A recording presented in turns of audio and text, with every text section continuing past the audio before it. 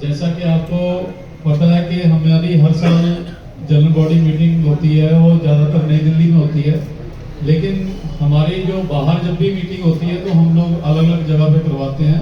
तो इस बार जो NRPHEWA की है वो लखनऊ में की जा रही है, जहां आप सभी उपस्थित हैं। और जो DRQ है वो इस बार 21-22 का वहाँ पर कार्यक्रम है। तो आप सभी का स्वागत करते हुए मैं सबसे पहले अपने जो पदाधिकारी हैं, मुख्य पदाधिकारी हैं, उनको स्टेज पे बुलाना चाहूँगा। सबसे पहले मैं मुकेश गुप्ता जी को बुलाऊंगा, बड़े आदर के साथ ये आए। ये हमारे प्रेसिडेंट है जनाब। उसके बाद श्री अशोक यादव जी, हमारे जनरल सेक्रेटरी NRPHEWA, उनका बहुत दिल से। Arvind Rai ji, vice president NRPHEWA, आप भी करके आए। संजय गुंगा जी, ट्रेजर NRPHEWA, संजय जी।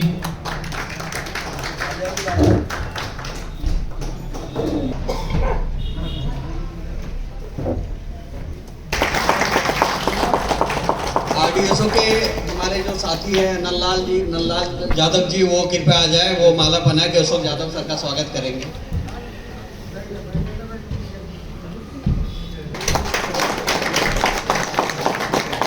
आ जाए, वो हमारे डूंगा सर जो दिल्ली से आए हैं, उनको माला पहना के उनका स्वागत करेंगे। कृपया वो आ जाए, वो अशोक यादव सर को एक माला पहनाए, वो अपने RDSO की तरफ से हमको स्वागत करे अशोक यादव जी सर को। अनुरोध है, ये सुनील जी हैं, ये सुशील जी कृपया ये भी माला, सुशील जी जो माला है सिद्धार्थ गौतम जी को माला पहनाए।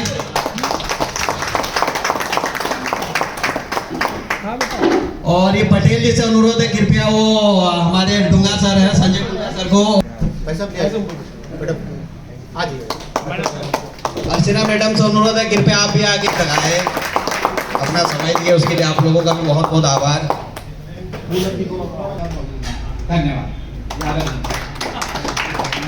ये 25वीं है, तो 25 होना ही अपने आप में सिल्वर जुबली। आपको पता है, कोई आदमी शादी का 25 साल मना लेता है तो किस तरह सेलिब्रेट करता है, तो हम भी उसी स्टेज में हैं। हम इस यूनियन को लोगों का संघर्ष है, उन्होंने नाम हुआ। हम तो इंडियन रेलवे में पहले डिसेबल की यूनियन है, जहाँ तक मेरा नॉलेज है, भारतीय रेलवे में पहला हैंडीकैप यूनियन। देखो ताली बजाइए जोर से, भारतीय रेलवे में पहला डिसेबल का करना आज से 25 साल पहले। तो आप समझिए, अशोक यादव सर और ये गुप्ता सर, डूंगा सर को देख के तो मुझे और सैल्यूट आती, इतने एक्टिव है। मैं इनको 11 बजे रात में किसी का पेमेंट भेजता हूँ, रात में ये रिसीव भेज देते हैं मुझे। मतलब जोर से ताली बजाइए, डूंगा सर दे देते हैं, मतलब ताली बजाइए जोर से, डूंगा सर दे देते हमारे, ठीक है, जिसका हमने थोड़ा सा जो भी स्वागत कर पाए हमारे एंड पे। और इसमें और यहाँ आयोजन करने में राम अवध जी का बहुत बड़ा सहयोग है। मैं पंकज जी को माइक देना चाहूंगा, क्योंकि पंकज जी लोग काफी एक्टिव है, अम्बाला से आए हैं। ये आगे करे, जरूरत पड़े तो मैं भी शामिल होऊंगा। धन्यवाद आप सभी का। मैं माइक मुकेश गुप्ता जी को दे रहा हूँ, वो आगे आपको इस कार्यक्रम से रूबरू करवाएंगे। धन्यवाद। जितने हमारे उपस्थित साथी हैं, सबसे पहले तो मैं NRPHEWA की 25वीं वार्षिक आम सभा के लिए बहुत बहुत मुबारकबाद देता हूँ। ये दिन किसी भी संगठन के लिए इस तरह की जो अचीवमेंट होती है, जो इसके समय है, वो बहुत महत्वपूर्ण है। और इतने लंबे समय से संघर्ष करते हुए हम लोगों ने जो भी कुछ पाया है, जो कुछ हुआ हम लोगों का, जितनी हम लोगों ने संगठित होकर के अपने लोगों के लिए आगे बढ़े, वो सब आपके सामने है।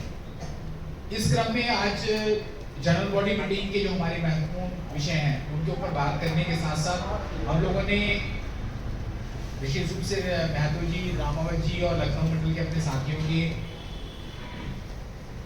आग्रह पे भोजन अवकाश के बाद एक छोटी सी ट्रेनिंग प्रोग्राम भी रखा है, जिसके अंदर हम लोग आरक्षण के विषय पे और रोस्टर के विषय पे और उन सब चीजों पे बात करेंगे। और सबसे पहले आज हम एक छोटी सी पुस्तिका हम लोगों ने बनाई है। आज जो 25वां वार्षिक अधिवेशन एसोसिएशन सेलिब्रेट कर रही है, उसके उपलक्ष्य में मैं पंकज जी से कहूंगा कि उसकी कुछ कृतियां आप पढ़ें। आज हम उस बैग तो और जितने डीयूपीडी के ऑर्डर्स हैं अभी तक उन सब महत्वपूर्ण ऑर्डरों को आरबीडब्ल्यूडी एक्ट को समराइज किए हैं, उनके शॉर्ट नोट बनाए हैं, जिससे आप लोग अगर उनको पढ़ेंगे तो आप लोगों को बहुत सारी जानकारियां मिलेंगी। उसके बाद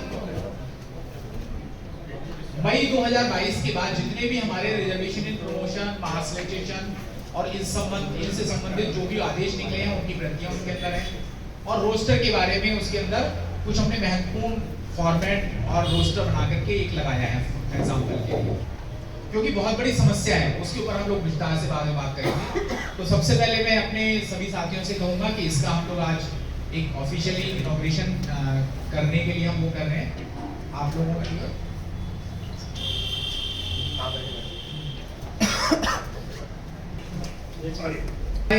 बड़गांव से आए हैं, आप उनको लेकर तीनों प्रकार के आज हमारे इस मंच पर हैं, जो हमारा उद्देश्य भी है कि इस देश के अंदर कोई ऐसा संगठन हो जो क्रॉस डिसेबिलिटी के लिए काम करता हो।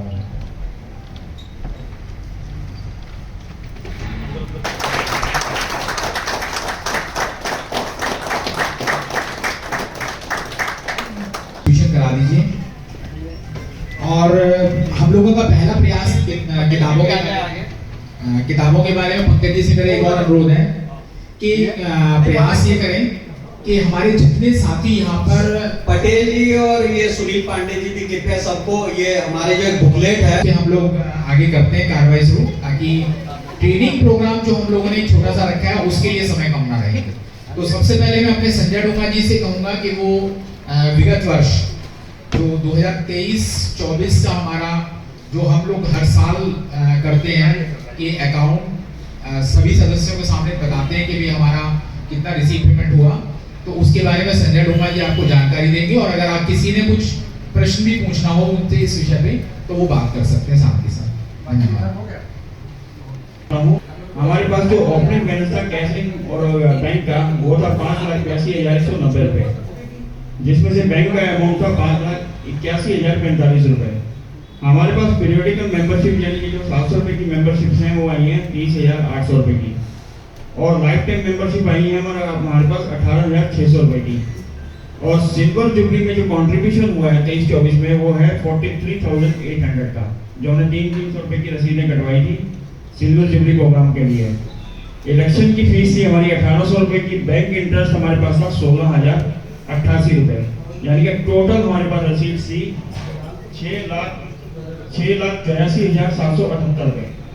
इसमें से हमने जो खर्च किया है वो है हॉल बुकिंग में 9,550 रुपए का, जो कि हमने पिछली एजीएम में किया था। लाइफ टाइम मेंबरशिप और दूसरी मेंबरशिप प्रिंट कराने में हमारे पास 2,700 रुपए खर्च हुए, और अदर जो छोटे मोटे खर्चे थे जैसे ग्लास दिया, बैनर दिया और बैटरी दी या और हमने जो रिफ्रेशमेंट्स दी वो थी 1,851 रुपए की, और टोटल हमारे पास जो हमारे पास बैलेंस बचा है इसका वो है 6,57,057 रुपए, जिसमें से हमारे पास बैंक में है 6,53,484 रुपए। पूछना हो तो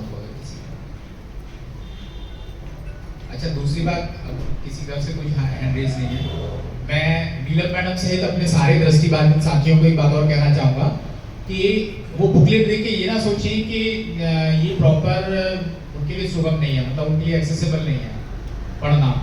हम लोग क्योंकि अभी इसको हम एडवांस में नहीं डाल सकते थे, इसकी जो सॉफ्ट कॉपी है PDF वो आप लोगों के लिए आसान हो जाएगा पढ़ना।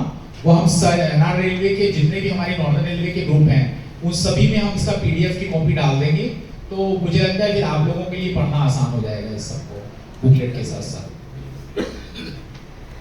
अब मैं इस बात में अशोक यादव जी से आग्रह करूंगा कि आज के अवसर पर वो पहले कुछ बोलें, उसके बाद हम आगे की कार्रवाई और शुरू करेंगे। सभी साथियों को नमस्कार। आज इस 25वें वार्षिक अधिवेशन में लगभग सभी जोन से हमारे पास और डिवीजन से लोग आए हुए हैं, उनका जोरदार तालियों से स्वागत करें आप सब लोग। इस सर्दी के मौसम में कहीं भी जाना आना, शादी का भी सीजन है, और संडे को तो लोग वैसे ही धूप सेकते हैं। तो आप लोग अपना समय अपने साथियों के लिए लगाने आए हैं, अपने लिए कोई समय लगाने नहीं आया है। ये बात बिल्कुल ध्यान रखना, जो अपने लिए कुछ करता है कि मैं अपने लिए कुछ करूंगा तो वो कुछ नहीं पा सकता। आप समाज के लिए, अपने वर्ग के लिए करेंगे तो कुछ मिलेगा। इस एसोसिएशन का बनाने का मकसद ही यही था। इसीलिए पूरे हिंदुस्तान में ये एकमात्र हमारी एसोसिएशन ऐसी है जो क्रॉस डिसेबिलिटी को लेकर साथ चलती है। और आप देख रहे हैं इस हॉल में हर प्रकार की डिसेबिलिटी के हमारे साथी भाई बहन मौजूद हैं। और खासकर मैं महिला शक्ति को विशेष नमन करूंगा कि वो आए हैं। यहाँ पे तो 4-5 महिला हैं, अगर एक महिला आती वो भी हम सब पे भारी रहती है, मेरा ये मानना है। तो साथियों, थोड़ा सा मैं एसोसिएशन के बारे में बता दूं, क्योंकि कुछ लोग पहली बार आए होंगे। तो जो फर्स्ट टाइम आए ना, तो जैसे यहाँ बैठे अभी इस समय बड़ा अच्छा अरेंजमेंट किया है इन्होंने, लखनऊ वाले हमारे साथियों ने, तो बड़ा अच्छा लग रहा होगा उनको। लेकिन मैं आपको उन दिनों में लेके चलता हूँ जब हम 4 लोग थे और पार्क में बैठते थे, हमें बैठने की जगह नहीं थी, टॉयलेट यूज करने के लिए हमारे दफ्तरों में टॉयलेट नहीं था। हमारे ये साथी पूरा दिन में एक बार टॉयलेट इंडिया गेट पे करके आते। लोग इंडिया गेट पे सलामी देने जाते हैं, हमारे साथी टॉयलेट करने जाते थे, क्योंकि दफ्तर में टॉयलेट की व्यवस्था नहीं थी। इसी करके हम लोगों ने सोचा कि यार कोई हमारी तरफ तो देखता ही नहीं है, हमारी क्या जरूरतें हैं। जो सही सलामत सकलाम लोग हैं हमारे साथी, वो हमारी किसी बात का ध्यान नहीं देते।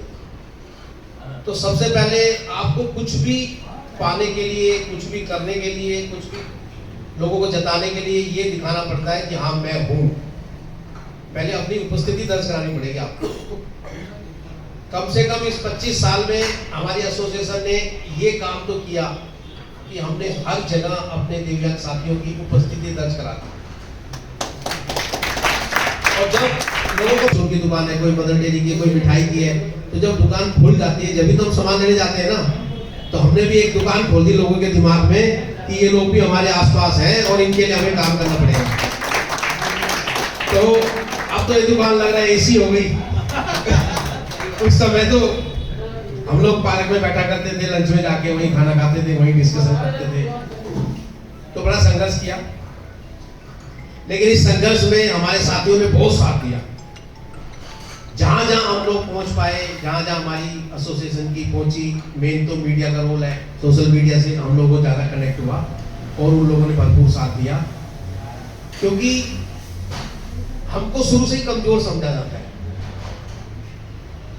और हर कोई व्यक्ति हमारे समाज में, हमारे घर में, हमारे ऑफिस में हम लोग को एक साइड किनारे बिठाता है। अरे आप यहाँ बैठ जाओ, आप गिर जाओगे, आपको चोट लग जाएगी, आप इधर हो जाओगे, आप उधर गिर जाओगे, कोई हमें ले जाता नहीं है, इसको कैसे ले जाएंगे, कहाँ जाएंगे। अरे भाई, हम सब जगह जा सकते हैं। हम तो बड़ी बड़ी ऊंचाइयां हमने छू दी है, रामावती उसका उदाहरण है। आज भी कोई उस पांडव की जो गुफा है पंचमढ़ी में, पहाड़ पे लगभग 100 फीट के करीब है वो। अगर किसी फिजिकल फिट व्यक्ति को वहां खड़ा कर दिया जाए तो एक बार से सांस चढ़ जाएगा, मैं इससे ऊपर जाऊं कैसे। तो हमने तो वहां भी चढ़ के दिखाया। तो हमारे हौसलों में कोई कमी नहीं है, बशर्ते हमारे को थोड़ा सा किसी साथी को जगाना पड़ता है या वो थोड़ा अवेयर नहीं है अपने अधिकार के लिए। भारत सरकार ने बड़े अच्छे हमारे अधिकार बनाए हैं और हमारा मकसद ही यही रहता है कि हम उन अधिकारों के लिए लड़े और हमारे सारे वर्ग को, जो भी विकलांग किसी भी प्रकार का है, उसका फायदा हो। मैं फिर से रिक्वेस्ट करूंगा, अपने काम पर्सनल काम होते हैं, मैं भी मानता हूँ, हमें भी कभी जरूरत पड़ती है, हम भी सोचते हैं कि मेरा ये वाला काम हो जाए, पर आप ये मत सोचो कि मेरा ये वाला काम सबसे पहले मेरा हो।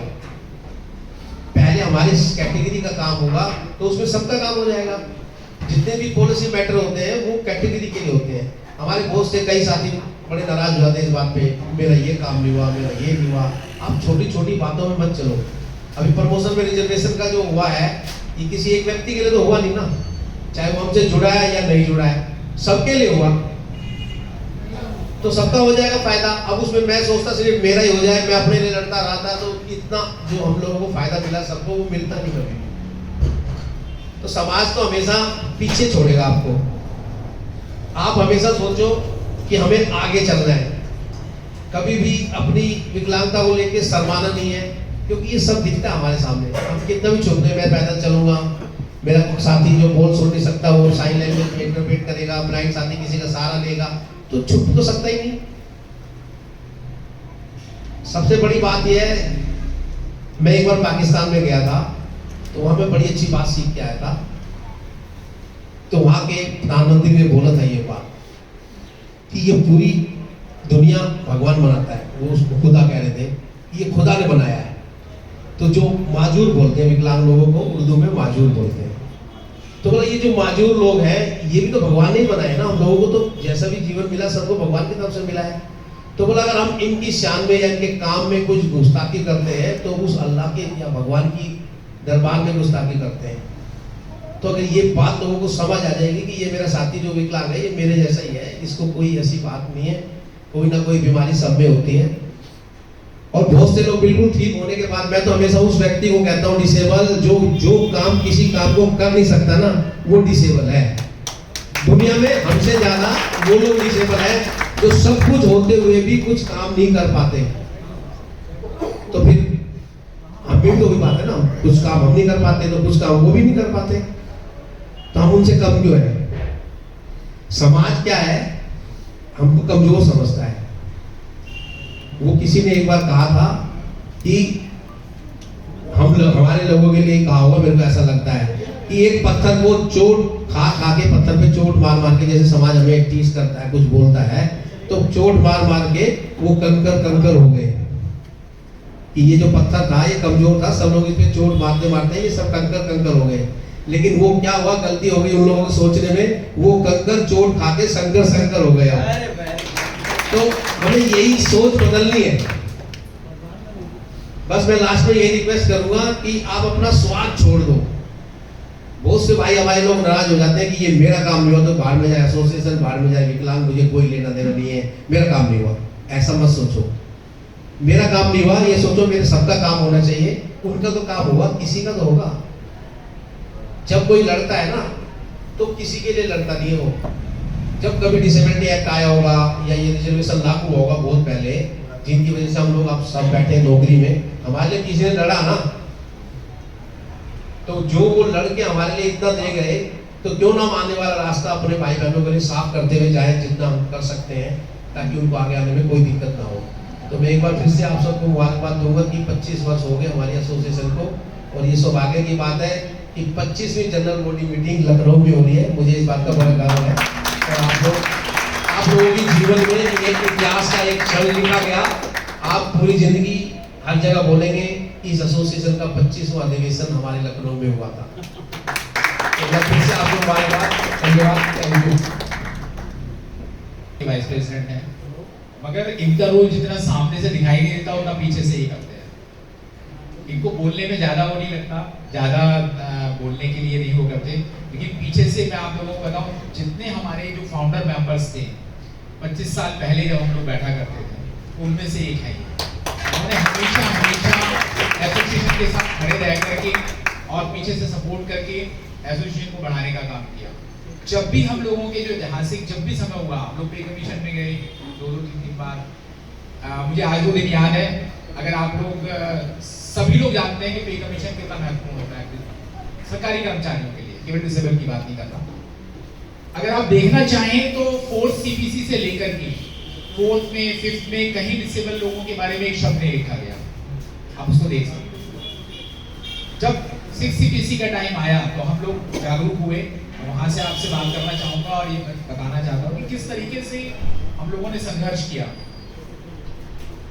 तो आया गया हम लोगों को भी कुछ करना चाहिए अपने लिए। हमारे लिए कोई कुछ मांगता तो है नहीं, कुछ बात नहीं करता, तो हम लोगों ने अपनी डिमांड्स बना करके वहां भेज दी। और हमने NGO सेक्टर के बहुत बड़े बड़े नामों से बात की कि भाई आप लोग भी बात करिए, क्योंकि उस समय ना मोबाइल हुआ करते थे, ना गूगल हुआ करता था, ना कुछ होता था। 2006 के अंदर अगर मैं बात करूँ तो 2004-5-6 के अंदर कहीं इतना कोई ज्यादा पॉपुलैरिटी किसी चीज की नहीं थी, तो कुछ नहीं हुआ। हम एक दिन ऐसे ही खड़े हुए थे गली में, जैसा भी बताया हमारे महीने कि हम लोग बाहर अक्सर जाया करते थे बहुत सारी जगहों पर, क्योंकि संजय जी के पास और मेरे पास स्कूटर था। हम लोग स्कूटर में बैठ करके चाय पीनी है तो बाहर जाया करते थे, वॉशरूम जाना है तो बाहर जाया करते थे, क्योंकि बड़ौदा हाउस की कैंटीन एक्सेसिबल नहीं थी, वॉशरूम एक्सेसिबल नहीं हुआ करते थे, तो इतनी खराब हालात थे। तो वहाँ हम लोग खड़े हुए थे और एक हमारे मित्र थे जो आज हम सबके बीच में नहीं है, तो हम बात करते थे यार अगर पे कमीशन का हमें कुछ मिलता तो हम लोग भी शायद वहाँ जाकर के अपॉइंटमेंट लेकर के और बात कर लेते। उनके एक परिचित थे, क्या मेरे हैं टेलीफोन में, उनका नंबर तो ले सकता हूँ। हमने नंबर लिया किसी तरह से पे कमीशन का, बात की, उनके डायरेक्टर से बात की, हमें अपॉइंटमेंट मिल गया और उन्होंने सिर्फ ये पूछा कि आप किससे मिलना चाहेंगे। हमारा एक ही सेंटेंस का जवाब था कि जो हमारे लिए कुछ कर सके, फैसले ले सके, उससे मिलवा दीजिए। हमें चेयरमैन पे कमीशन से मिलने की कोई इच्छा नहीं है, कोई फोटो नहीं खिंचवानी है हमारे। जो हमारी बात, जो समस्या हम रखें उसके ऊपर जो फैसला लेने की थोड़ी बहुत ताकत रखता है, उससे मिलवा दीजिए।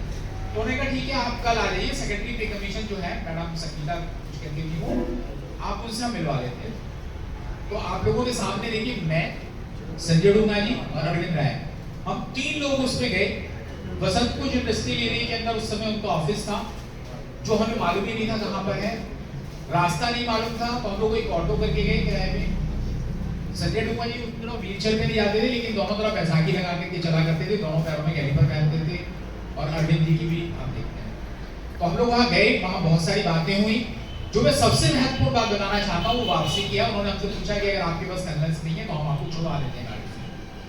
तो वहाँ हमारी सेल्फ रिस्पेक्ट जागी। मैंने कहा नहीं, मैम हमारे पास है, हम सब कुछ अरेंज कर लेंगे। और जब हम बाहर आए, क्योंकि इनको कन्वेंस नहीं मिला करता था आसानी से, तो संजय जी को हमने बैठा दिया और अरविंद राय जी इस तरफ से घूम रहे हैं और मैं इस तरफ घूम रहा हूँ कि यार कोई ऑटो मिल जाए हमें। तो आधे घंटे तक हम लोग इस कंडीशन में घूमते रहे और तब जाकर के हमें एक ऑटो मिला और हम वापस बड़ौदा हो सके। तो हमारी जो संगठन है और जो हम लोगों का जो कमिटमेंट है, वो डिसेबल लोगों का कमिटमेंट ये होता है। और वो हम केवल हम 3 लोगों का या 4 लोगों का या 5 लोगों का नहीं है, आप सबका भी है। जैसे जैसे आप लोग बड़े, अर्चना मैडम है, मेरा उनसे काफी बात होती है बार बार, हमेशा वो संघर्ष करती रही है। उन्होंने पिछली बार एग्जाम के टाइम पे और ट्रेनिंग के लिए काफी लिखना पढ़ना किया कि भाई ट्रेनिंग क्यों नहीं होनी चाहिए। तो बहुत सारे लोग अपने अपने तरीके से करते रहते हैं। सभी लोगों के साथ वो होता है। महादेव महतो जी हैं, महादेव महतो जी से मुझे अच्छे से याद है। मतलब मैं आप लोगों को एक एक लोगों का थोड़ा थोड़ा इसलिए बताना चाहता हूँ कि आप लोगों के अंदर ये कमिटमेंट आए कि भाई ऐसा नहीं है कि केवल संघर्ष कोई लोग है। एएमई का एग्जाम रिजल्ट निकला था पिछली बार अगस्त में, और मैं उसको ये भी नहीं कहूँगा अनलकीली है कि मैं तो उसको कहूँगा इंटेंशनली प्रशासन ने हमारे 2 लोगों का नाम जो पास की लिस्ट में होना चाहिए था वो उड़ा दिया। और जब उन्होंने मुझसे संपर्क किया और हमने उसके लिए लड़ाई लड़ी तो रिजल्ट हमने रिवाइज करवाया रेलवे बोर्ड से। और जब उसकी कॉपी डाली तो महतो जी का मुझे रात को फोन आया, तो मैंने महतो जी को यही कहा कि महतो जी सर आप अर्ली मॉर्निंग ना 11 बजे हम लोग बात करेंगे। और मैंने इनको कहा कि अगर आप रिजल्ट चाहते हैं तो आप सीसीपीटी में नहीं कैट में केस फाइल करिए। उन्होंने 3 दिन के अंदर कैट में केस फाइल कर दिया। और आज मुझे ये कहते हुए गर्व हो रहा है कि 1.5 साल भी नहीं हुए और आज उन्होंने ये जनरल बॉडी मीटिंग है, बहुत सालों से सोच रहे थे कि लखनऊ में हो, तो उसमें रामावत जी वगैरह सबके साथ मिल करके और ऑर्गेनाइज करके कमाल कर रहा है। तो इस सब के लिए मैं आप लोगों का आभारी हूँ। इसके बाद अब मैं आप लोगों के सामने कुछ जो जनरल बॉडी मीटिंग का होता है 2-3 चीजें हैं महत्वपूर्ण। एक तो हम लोग हर साल अपनी मेंबरशिप के बारे में रेजोल्यूशन पास कराते हैं। तो अभी हम लोगों का फैसला जो सेंट्रल एग्जीक्यूटिव बॉडी है उसका यही था कि जो हमारी मेंबरशिप इस समय चल रही है नॉर्दर्न रेलवे में 700 रुपये 3 साल के लिए और 3100 रुपये वार्षिक, तो उसी को हम कंटिन्यू रखना चाहते हैं। उसके अंदर कोई चेंज नहीं करना चाहते, सॉरी लाइफ टाइम, तो उसको हम चेंज नहीं करना चाहते, उसको ऐसे ही रखते हैं। इसके अलावा एक हम लोगों ने स्लोगन बनाया है जो इसमें भी लिखा हुआ है। ये स्लोगन हम लोगों ने जनक का हमारा 25वीं वर्षगांठ का जो 17 अगस्त को हम लोगों ने दिल्ली में सेलिब्रेट की थी, वो हमारा फाउंडेशन डे था। और ये 25th annual general body meeting है, ये दोनों में फर्क है। तो उस समय हम लोगों ने स्लोगन अडॉप्ट किया था, संघर्ष से सफलता की ओर, जो हमारा संगठन का मूल मंत्र है। हम लोगों ने 25 साल में इतने संघर्ष करके जहां तक हम पहुंचे हैं वो शायद बहुत बड़ी बात है। अभी ट्रेड यूनियनों के इलेक्शन में आप लोगों को मालूम है वहां बहुत सारी कंट्रोवर्सियां हुई, बहुत सारी यूनियन वालों को बहुत कुछ हुआ। तो उनके सामने मैंने एक ही बात कही, मैंने कहा आप लोगों के गॉडफादर थे। मैं ज्यादा यूनियनों के बारे में नहीं कहूंगा, हर यूनियन का या हर संगठन का मेरे कोई गॉडफादर था या है आज भी, लेकिन इकलौता शायद इस रेलवे का और भारत का एकमात्र शायद संगठन ऐसा है जिसका कोई गॉडफादर नहीं है। Northern railway physically handicap employees welfare association का जब गठन हुआ तो केवल 4-5 लोगों ने और 8 लोगों ने जब रजिस्ट्रेशन के लिए गए तो रजिस्टर्ड कराया। और आज भी आप सब लोग जानते हैं कि आप अपना संघर्ष अपने दम पे करते हैं। आपके लिए किसी एमपी एमएलए का फोन नहीं आता, किसी जीएम के यहाँ से फोन नहीं आता, किसी के महतो जी का कोई रिलेटिव है या कोई परिचित है वेस्टर्न रेलवे में जनरल मैनेजर है और वो इनके डायरेक्टर को फोन करता है कि ये काम कर दो, ऐसा फोन नहीं आता। तो हम सेल्फ इंडिपेंडेंट है, हमारा कोई गॉडफादर नहीं है। तो हम लोग चाहते हैं कि ये जो हमारा स्लोगन है इसको हम हमेशा हमेशा के लिए अडॉप्ट करें और एक एक व्यक्ति इसको अपने मूल मंत्र के रूप में माने। और हम लोगों ने भविष्य में ये भी निश्चय निर्णय लिया है, अगर आप सब लोग उससे सहमत होंगे, कि इसको जितनी भी हम कॉरेस्पोंडेंस प्रशासन के साथ करेंगे उस सब में अपने लेटर के ऊपर टॉप पर लिखा करेंगे संघर्ष से सफलता की ओर, ताकि उन लोगों के लिए भी मैसेज हो कि इस संगठन के अंदर, इस संगठन के जो पदाधिकारी हैं या इस संगठन का एक व्यक्ति है उसके अंदर कितना स्वाभिमान और सेल्फ कॉन्फिडेंस है कि वो इस बात के लिए तैयार बैठा है कि मैं कितना ही संघर्ष कर रहा हूं लेकिन एक दिन अल्टीमेटली सक्सेस पा करके रहूंगा। आप इस बात के लिए चिंता मत कीजिए। की अगर मैं बात करूं कि हमने क्या किया, तो एक पदोन्नति का आरक्षण लेकर के हम इकट्ठे हो गए। लेकिन अगर मैं पलट के देखता हूं हमारी वेबसाइट पे इंडिया की, उस पर भी अगर आप लोग देखें तो शायद इतनी अचीवमेंट इस संगठन की है, या इस संगठन की जो ये संगठन जिसका जनक बना, अगर हम कहें कि गॉडफादर किसी का बना तो डीआर का बना। हम डीआर का गॉडफादर तो कह सकते हैं एनआरपीएचडब्ल्यू को, क्योंकि जब एनआरपीएचडब्ल्यू सक्सेस हुई तो पूरी इंडियन रेलवे में ही नहीं, पूरे भारतवर्ष में अलग अलग लोग निकल करके आए जिन्होंने रिजर्वेशन प्रमोशन के लिए विशेष रूप से लड़ाई लड़नी शुरू करी हमारे जजमेंट के बाद। और आज आप लोग देखते हैं कि ग्रुप बी और ग्रुप ए तक में रिजर्वेशन प्रमोशन लागू कर दिया गया है। हालांकि उसमें बहुत सारे संघर्ष अभी हैं, उन संघर्षों के ऊपर और उन सारी समस्याओं के ऊपर हम लोग लंच के बाद विस्तार से बात करेंगे। इसके अलावा आप लोग जानते हैं पे कमीशन के माध्यम से हम लोगों ने बहुत कुछ हासिल किया। एक जमाना था जब 50 रुपये और 100 रुपये ट्रांसपोर्ट अलाउंस मिला करता था। हम लोगों ने जब हम 6CPC में गए तो इस विषय को भी लेकर के गए थे, तो हमने मैडम को कहा और हम पूरे जस्टिफिकेशन के साथ चीजों में गए थे कि मैडम सबका ट्रांसपोर्ट अलाउंसेस बढ़ते हैं और हमारा ट्रांसपोर्ट अलाउंस घटा। तो वो हंसने लगी। मैंने उनको 5CPC का याद दिलाया।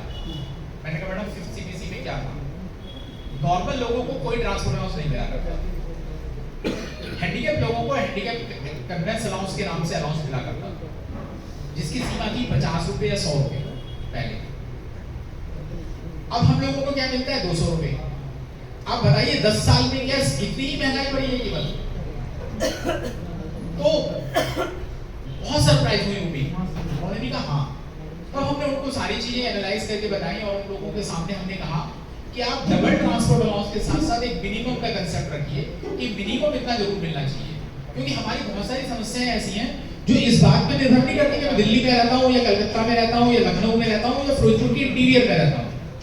अगर एक व्यक्ति की समस्या है तो कम्यूट करने की वो समझी गया है, तो वहां से एक मिनिमम का समस्या निकल करके आई कि मिनिमम ट्रांसपोर्ट अलाउंस डिसेबल लोगों को इतना जरूर मिलेगा जो सामान्य लोगों के मुकाबले में ज्यादा मिलता है। और डबल ट्रांसपोर्ट अलाउंस भी वहीं से हमारा निकल करके आया।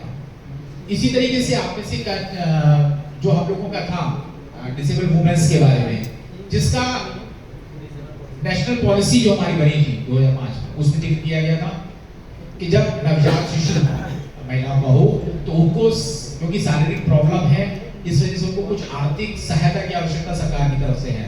तो साथियों वो किसी ने कभी भी परवाह नहीं किया, भारत सरकार ने या किसी राज्य सरकार ने।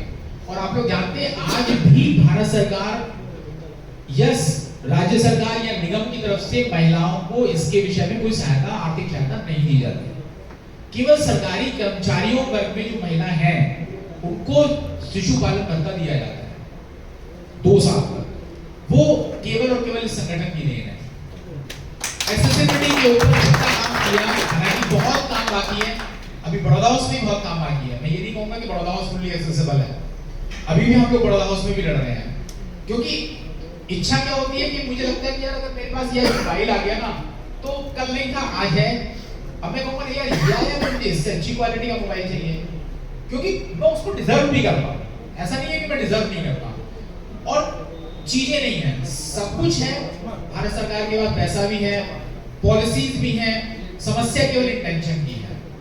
जैसे हमारे और बहुत सारे साथी हैं, मोटराइजेशन की लड़ाई लड़ी गई, आजकल ऑफिस इक्विपमेंट की लड़ाई लड़ी जा रही है, उन सब के लिए नियम बने।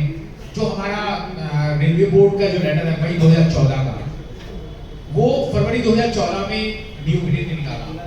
उसके पीछे भी यही कहानी है। मैं चीफ कमिश्नर के मौजूद था और वहां पर ये विषय उठा कि भाई आप क्यों नहीं आए थे मीटिंग में। मैंने कहा आपने बुलाया ही नहीं। तब उन्होंने कहा नहीं, कमेटी में आप लोग अपने रिकमेंडेशन दीजिए। और डीओपीटी सेक्रेटरी ने जब मुझे अपॉइंटमेंट दिया तो हम लोग हैरान रह गए कि ये डीओपीटी सेक्रेटरी ने खुद, मतलब हम लोगों ने जो उन्होंने निकाला था ड्राफ्ट लेटर, उसके अंदर कुछ कमियां उनको पॉइंट आउट की और उनसे कहा कि हम लोग आप टाइम दीजिए, हम लोग मिलना चाहते हैं। तो मैं इस बात के लिए निश्चित रूप से खुद कह रहा हूँ कि मैं हैरान था कि सेक्रेटरी डीओपीटी ने खुद कह दिया कि हाँ मैं मिलने को तैयार हूँ। मुझे था कि शायद अपने डायरेक्टर वगैरह को किसी को अपॉइंट कर देंगे कि आप लोगों से मिलिए। और ये जब एसोसिएशन की तरफ से हम लोग गए और वहां पर हमने छोटी छोटी चीजों को पॉइंट आउट किया, तो वो लेटर आज इस शेप में है कि मैं आप सब लोगों से रिक्वेस्ट करता हूं कि इस मैगजीन में भी हम लोगों ने कुछ चीजें उसमें से लिख की हैं, लेकिन आप मई 2014 का लेटर रेलवे बोर्ड की वेबसाइट पे है, हमारी एसोसिएशन की वेबसाइट पे भी है, आप उसको पढ़िए। अगर आप उसको पढ़ लेते हैं और उसके अनुसार संघर्ष करते हैं तो मुझे लगता है, और उसके अंदर से अचीवमेंट ले लेते हैं, तो 70% समस्याएं डिसेबल लोगों की सॉल्व हो जाती है, कम से कम। उसमें सब कुछ है, आइडेंटिफिकेशन ऑफ जॉब है, स्पेशल सीएल है, ग्रीवेंस रेड्रेसल ऑफिसर्स हैं, इस जो हमारी असिस्टिव डिवाइसेस हैं, हाईटेक डिवाइसेस हमें चाहिए, ऑफिस इक्विपमेंट चाहिए हमें, मतलब हर चीज उसके अंदर मौजूद है। ट्रांसफर पोस्टिंग के बारे में उसमें बहुत अच्छे इंस्ट्रक्शंस मौजूद हैं। तो वो लेटर मुझे लगता है कि हर आदमी को, जैसे आरपीडब्ल्यूडी एक्ट की हम बात करते हैं तो आरपीडब्ल्यूडी एक्ट से भी छोटा सा वो लेटर है, 4 या 5 पेज का। अगर हम उसके एक एक पैरे को पढ़ें तो 10 दिन में आप बहुत अच्छे से पढ़ सकते हैं। आजकल गूगल मौजूद है, जो लोग इंग्लिश में नहीं अच्छा से पढ़ पाते तो हम लोगों से बात कर सकते हैं, नहीं तो गूगल में जाके उसको ट्रांसलेट कर लीजिए, उसको पढ़िए, आप लोग उस सब चीजों को पढ़ सकते हैं। तो ये सब चीजें हमारी एसोसिएशन की तरफ से करेंगे और ज्यादा विस्तार से ना करते हुए, क्योंकि समय की अभाव है हमारे पास आज, अभाव भी इसलिए स्पेशली है क्योंकि मैं चाहता हूं कि हम लोग आरक्षण के ऊपर और रोस्टर के ऊपर थोड़ा विस्तार से चर्चा भोजन अवकाश की बात करें हम लोग। और अब मैं अपनी जो ये टीम बैठी हुई है हमारी, इसके बाद कुछ और साथियों को यहाँ पर बुलाना चाहूँगा कि वो आए और एसोसिएशन के बारे में और जो कुछ उन्होंने अब तक देखा, महसूस किया, उसके बारे में संक्षेप से बात करें और बताएं, तो उससे सब लोगों को एक एनकरेजमेंट मिलेगा और सब मिलेगा। शर्मा जी जो प्रेसिडेंट हैं, सिद्धार्थ जी,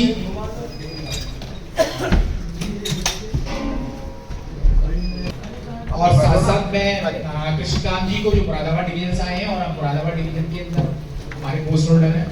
आप सब लोग अपने अपने डिवीजन और अपने अनुभव के बारे में थोड़ा। यांत्रिक शाखा डीआरएम ऑफिस अंबाला मैकेनिकल से हूँ मैं फिलहाल मंडल कार्यालय में एनआरपीएचईडब्ल्यू का मंडल सचिव हूँ और केंद्रीय कार्यकारिणी में भी हूँ। सबसे पहले मैं आपको 25 साल एसोसिएशन में होने की क्योंकि ये सबसे बड़ी उपलब्धि है हमारे लिए, उसकी बधाई देता हूँ। वैसे जीवन में बहुत ही दुर्लभ होते हैं और खुशनसीब है कि हम लोग आपस में इकट्ठे बैठे हैं। कई लोगों से हम बहुत साल पहले भी मिले थे, लगातार भी मिल रहे हैं और कईयों से हम आज पहली बार रूबरू हो रहे हैं।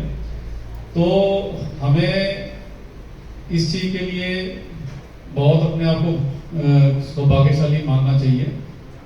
अब मैं बात करता हूँ अपनी एसोसिएशन के बारे में कि जैसे आप सभी जानते हैं कि सबसे पहले एनआरपीएचईडब्ल्यू की शुरुआत हुई थी।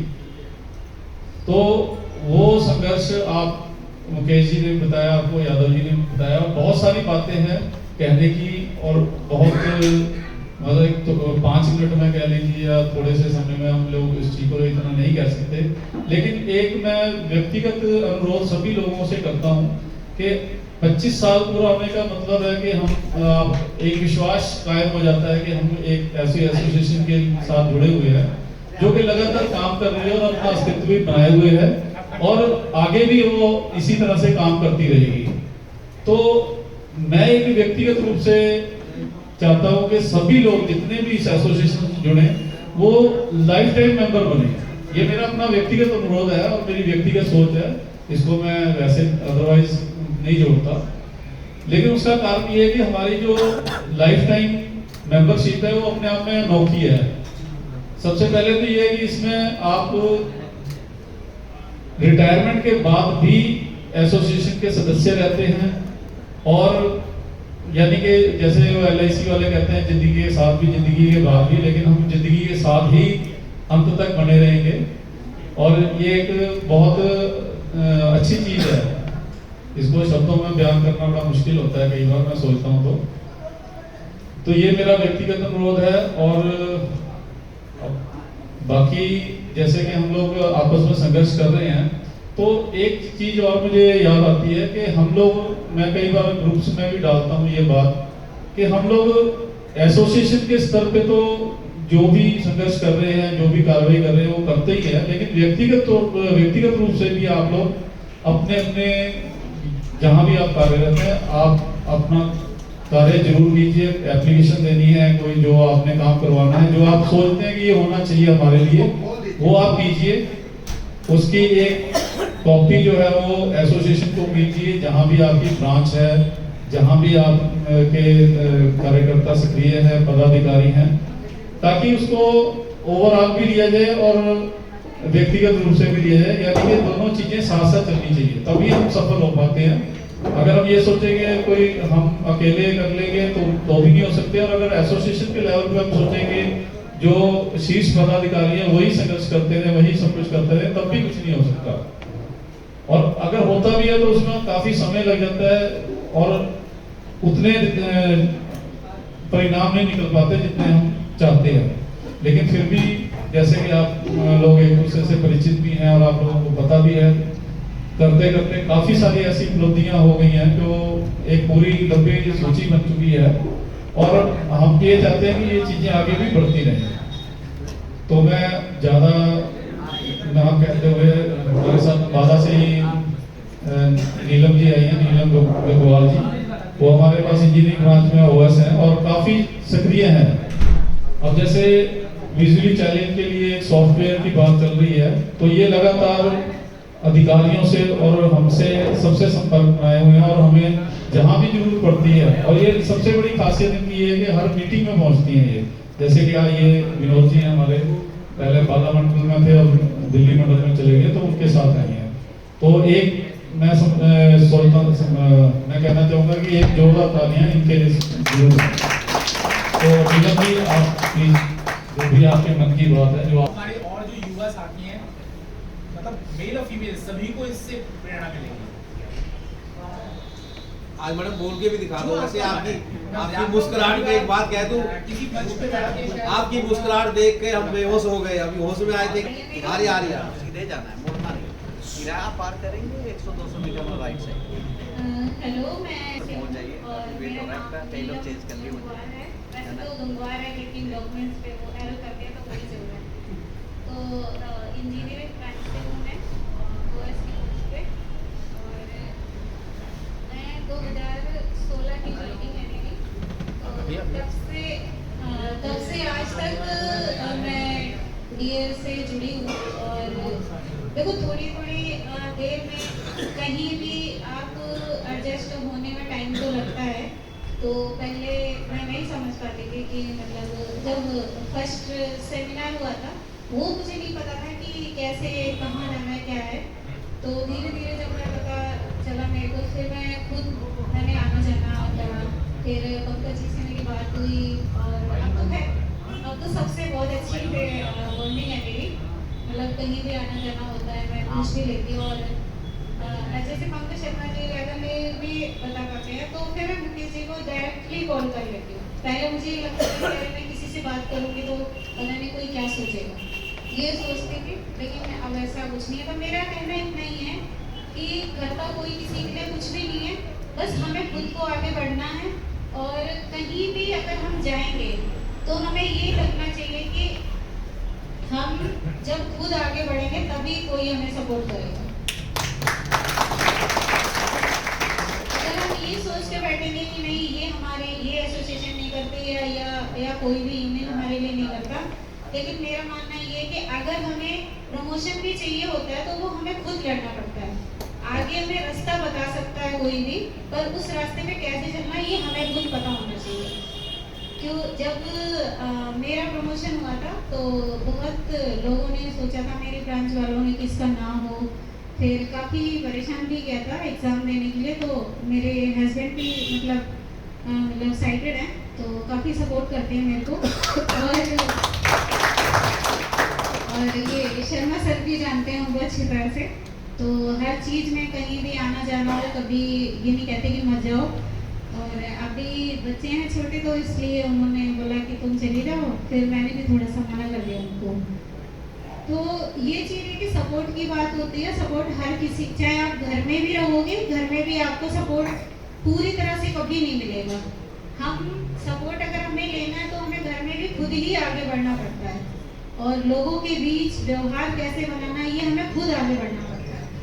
तो इसी तरह से हमें ये रखना चाहिए, हमें ये नहीं सोचना चाहिए कि कौन हमें सपोर्ट कर रहा है कौन नहीं, हमें खुद आगे बढ़ना चाहिए और खुद अपने अंदर इतनी क्षमता रखनी चाहिए कि एक जगह से हमें अगर निराशा मिलेगी तो दूसरी जगह से कहीं ना कहीं तो हमारा जो कार्य वो पूर्ण जरूर होगा। तो ये सब है, और इन सब लोगों से जुड़कर मेरे को काफ़ी अच्छा लगता है और बहुत खुशी होती है। मैं मतलब ये सोचती हूँ कि अगर मुझे कहीं से भी कुछ भी प्राप्त हो तो काफ़ी अच्छा लगता है, और मैं कोशिश यही करती हूँ कि जहाँ तक मैं जा सकूँ, पहुँच सकूँ, तो पहुँचने की पूरा प्रयास करती हूँ। वो अलग बात है कि कहीं कहीं मिस हो जाए, वो अलग बात है, नहीं तो पूरी कोशिश मेरी रहती है। और काफ़ी अच्छा लगता है क्योंकि हम जब तक जुड़ेंगे नहीं तब तक हमें कैसे पता चलेगा कहाँ क्या हो रहा है। तो राइट्स तभी पता चलेंगे जब हम सबके साथ एक साथ मिल के चलेंगे। तब बिना मिले तो हम कुछ भी नहीं कर सकते, चाहे वो प्रमोशन हो, चाहे आप किसी अदर जगह पे आप जॉब करने जा रहे हो, तो स्ट्रगल तो हर जगह करना होता है। तो स्ट्रगल से ही आगे बढ़ना चाहिए, और जब तक हमें हार और जीत का नहीं पता चलेगा तब तक हम कभी आगे नहीं बढ़ सकते। एकदम से बड़ी सीढ़ी चढ़ जाओगे तो उसका पता ही नहीं चलेगा, छोटी सीढ़ी से ही शुरुआत करोगे तभी कुछ पता चलेगा। तो बाकी तो शर्मा सर ने बता ही दिया है, और बस मेरा इतना ही है। मैं तो यही कहती हूँ कि हर किसी को, चाहे वो BI से हो, चाहे वो किसी भी अदर डिसेबिलिटी से, सबको मिल के चलना है और सबको साथ में चलना है। कोई भी अपने मन में ये मतभेद मत रखो कि अगर इन्होंने नहीं किया तो हम यहाँ क्यों जाएं, वहाँ क्यों जाएं। आपको कुछ ना कुछ एक न एक बार जरूर सीखने को मिलेगी। तो बस इसी वाणी के साथ धन्यवाद देते हैं और आप सभी का धन्यवाद। ये हमारा जो स्लोगन है, संघर्ष से सफलता की ओर, ये इसका एक लाइन में इन्होंने इसको विस्तारित किया है एक पंक्ति को, कि कैसे हमें हर स्तर पे संघर्ष करना है। क्योंकि संघर्ष तो हमारे मूल में है, जहाँ हम जिसे हम विकास कहते हैं या अपनी तरक्की कहते हैं, वो संघर्ष से ही आती है। लेकिन इसमें एक मैं छोटी सी बात मुझे याद आ गई, मैंने एक ओशो की किताब पढ़ी थी, स्ट्रगल। तो मुझे एक बात समझ में आई कि हमें संघर्ष तो करना है, लेकिन हमें संघर्ष इस तरह से करना है कि हमें संघर्ष ना लगे, यानी कि उसको अपना कर्तव्य मान के करना है। जब हम अपने कर्तव्य मान के करते हैं और उसके नतीजे की परवाह नहीं करते, हमने बस संघर्ष करना है। काम हमारे मन में है, हमने सोच लिया कि ये हमने करना है, तो हमने करना है बस। तब आपको कभी भी किसी तरह की भी परेशानी है या आपको कोई जिसे कहते हैं कि हतोत्साहित भी करे, तो भी आप उस चीज को अपना पा लेते हैं और आप परेशान भी नहीं होते। तो ये थोड़ा सा मूल मंत्र लगा मुझे इसमें, और बाकी नीलम जी की बात से मैं पूरी तरह से इत्तेफाक रखता हूँ। और विशेष तौर पे जो महिला शक्ति है उसके लिए इस तरह की प्रॉब्लम्स ज़्यादा होती हैं। तो ये हमारे लिए सौभाग्य की बात है कि हमारी एसोसिएशन में महिलाएं भी उसी अनुपात में हैं और संघर्ष में भी हमारे साथ हैं। तो मैं सभी के लिए शुभकामनाएं हैं मेरी कि वो लोग इसी तरह से हमसे जुड़े रहें और आगे बढ़ते रहें। तो अब मैं सिद्धार्थ जी के लिए कहूँगा कि सिद्धार्थ जी अपनी बात रखें। सिद्धार्थ जी। मेरा नमस्कार। सभी लोग जो यहाँ पे आए हैं, जो ब्लाइंड हैं, BI हैं, और हम सारी डिसेबिलिटी एक ही छत के नीचे हैं, तो उन सभी का बहुत बहुत धन्यवाद। और जैसा कि इन्होंने कहा कि 25 साल हम यहाँ पे आज पूरे कर रहे हैं, सब साथ में पूरे कर रहे हैं 25 साल। तो सब लोग यहाँ दूर दूर से आए हैं और 25 साल का सफ़र रहा है। तो यहाँ पे सारे लोग एक दूसरे से जुड़े हुए हैं और एकजुट हैं, मतलब कोई भी किसी से अलग नहीं है। तो मैं सिद्धार्थ मैं दिल्ली में काम करता हूँ MOM में, और वहाँ पे बहुत ही ज़्यादा जो एक बुक है, यानी ये जो बुक है फॉर्मल जो बुक है, वहाँ पे इंटरप्रेटर्स का बहुत ज़्यादा महत्व रहता है। और इधर उधर जो भी जाते हैं, फॉर्मल सेटअप पे जो भी जाते हैं, ट्रेनिंग वगैरह होती है, तो क्या होता है कि बुक से हम अगर पढ़ेंगे तो हमको अलग अलग चीज़ों का भी पता चलेगा कि क्या क्या चुनौतियाँ आती हैं। इस बुक में सारी चीज़ें लिखी हुई है कि रेगुलर डेली लाइफ में कौन कौन सी चुनौतियाँ आ रही हैं। और कई बार ऐसा होता है कि मैं साइन करता रहता हूँ साइन लैंग्वेज में, लेकिन कोई समझता नहीं है उस चीज़ों को। तो काफ़ी ये बहुत ज़्यादा इम्पोर्टेंट है कि ब्लाइंड भी हमारे VI लोग भी हमारे साथ जुड़ें। और जैसे कि स्वीपर वगैरह है ना, वो सब हैं, JEE हैं, ऐसे। तो आशा यही है कि ब्लाइंड वगैरह सब कुछ हमको सामान्य तरीके से लोग हमको सभी लोग देखें। धन्यवाद। बहुत समय से ये एसोसिएशन से जुड़े हुए हैं, मैं उनका भी स्वागत करता हूँ। डिवीजन से हूँ, शाहजहांपुर में पोस्टेड हूँ, मुख्य टिकट निरीक्षक के पद पर। जैसा कि एसोसिएशन के बारे में आप सभी को तो सब लोग बता ही चुके हैं पहले से ही। अब एसोसिएशन के बारे में मेरे पास कोई शब्द नहीं है जिससे मैं एसोसिएशन की प्रशंसा और कर सकूं, क्योंकि इसके लिए इतने अनमोल वचन मेरे पास नहीं है। बाकी अभी हम लोगों के पास अभावों की कमी नहीं है, बहुत से अभाव हैं जिनके लिए हमें परिश्रम करना है। मैं सिर्फ इतना कह के अपनी बात खत्म करना चाहूँगा कि हमें सब एकजुट रहना है, एक साथ रहना है, सबको एक साथ होकर के सबका सहयोग करना है। धन्यवाद। सामने रखे पंकज जी बहुत बहुत धन्यवाद। मैं RDSO में, मेरा नाम महादेव महतो है, मैं RDSO में SSC के पोस्ट पे कार्यरत हूँ। इसमें मैं अपना जो एक्सपीरियंस है NR फेवा और DR के साथ जो रिलेशन का, वो मैं थोड़ा शेयर करना चाहूँगा आप लोग के साथ कि मैं कैसे टच में आ गया अचानक से, और टच में आने से मुझे क्या फायदे हुए, तो मैं बताना इसलिए चाहूँगा क्योंकि आपको कभी ये लगता हो कि मैं अकेले कर लूँगा और हमारे जो एसोसिएशन है उसकी आवश्यकता नहीं है, तो इसीलिए मैं अपना थोड़ा सा जो एक्सपीरियंस है पास्ट वो शेयर करना चाहता हूँ आप लोगों से। ये मैं दिसंबर मतलब 2022 से मैं जुड़ा हूँ। इत्तेफाक से मुझे मुकेश गुप्ता सर जो NR फेवा के प्रेसिडेंट हैं और DR के जनरल सेक्रेटरी हैं, ये दोनों ही पोस्ट पे अलग अलग है। थोड़ा सा उसमें मैं ब्रीफ करना चाहूँगा, किसी ने बताया नहीं, हमारे RDSO के साथी चूंकि नए हैं, NER NR वाले जानते हैं। तो ऊपर एक एसोसिएशन देखिए डिटेल्स में लिखा होगा, NR फेवा बोल सकते हैं आपको। ये उसी एसोसिएशन का ये AGM का 25वां AGM है। और अभी थोड़े दिन पहले दिसंबर कौन सा महीना था सर, थोड़ा सा अगस्त में इनका सिल्वर जुबली फाउंडेशन का इन्होंने सेलिब्रेट किया था। तो जैसे कोई भी एसोसिएशन आप सेलिब्रेट करते हैं फाउंडेशन डे, तो 1 साल के बाद आप AGM करते हैं। नॉर्मली ये जो है एनुअल जनरल बॉडी मीटिंग, तो जो हमने सिल्वर जुबली सेलिब्रेट किया NR फेवा ने, उसी का AGM है ये। और ये एसोसिएशन मैंने जैसे लास्ट टाइम बोला, इन लोगों ने कंफर्म भी किया, ये रेलवे की सबसे पहला डिसेबल का एसोसिएशन है। समझिए, मतलब आपको ताली बजाना चाहिए आप लोगों को इन लोगों ने 25 साल पहले क्या किया। उसके साथ ये शुरुआत में, जहाँ तक मैं जान रहा हूँ, शुरुआत में एसोसिएशन फिजिकल डिसेबल था। ये देख रहे हैं फिजिकल, उसका नाम ही देख लीजिए, फुल फॉर्म में है ना, फिजिकल डिसेबल। तो शुरुआत में फिजिकल डिसेबल के लोग जुड़े, चूंकि अभी इंडिया में 4 तरह के डिसेबिलिटी हो गए, शायद लोगों को पता है 4 तरह की डिसेबिलिटी। शायद डिसेबिलिटी तो 21 के आसपास है, लेकिन उसको 4 भाग में बांट रखा है। 4 तरह के डिसेबल बेसिकली होते हैं, लोकोमोटर हो गए, फिर आपके विजन वाले हो गए, हियर वाले होंगे, और एक इंटेलेक्चुअल डिसेबिलिटी जो होते हैं ऑटिज्म वगैरह, उसके चौथा में रखा है, कुछ और मिला के 4 डिसेबिलिटी है। तो 4 में 4 तरह के मतलब रिजर्वेशन लगते हैं।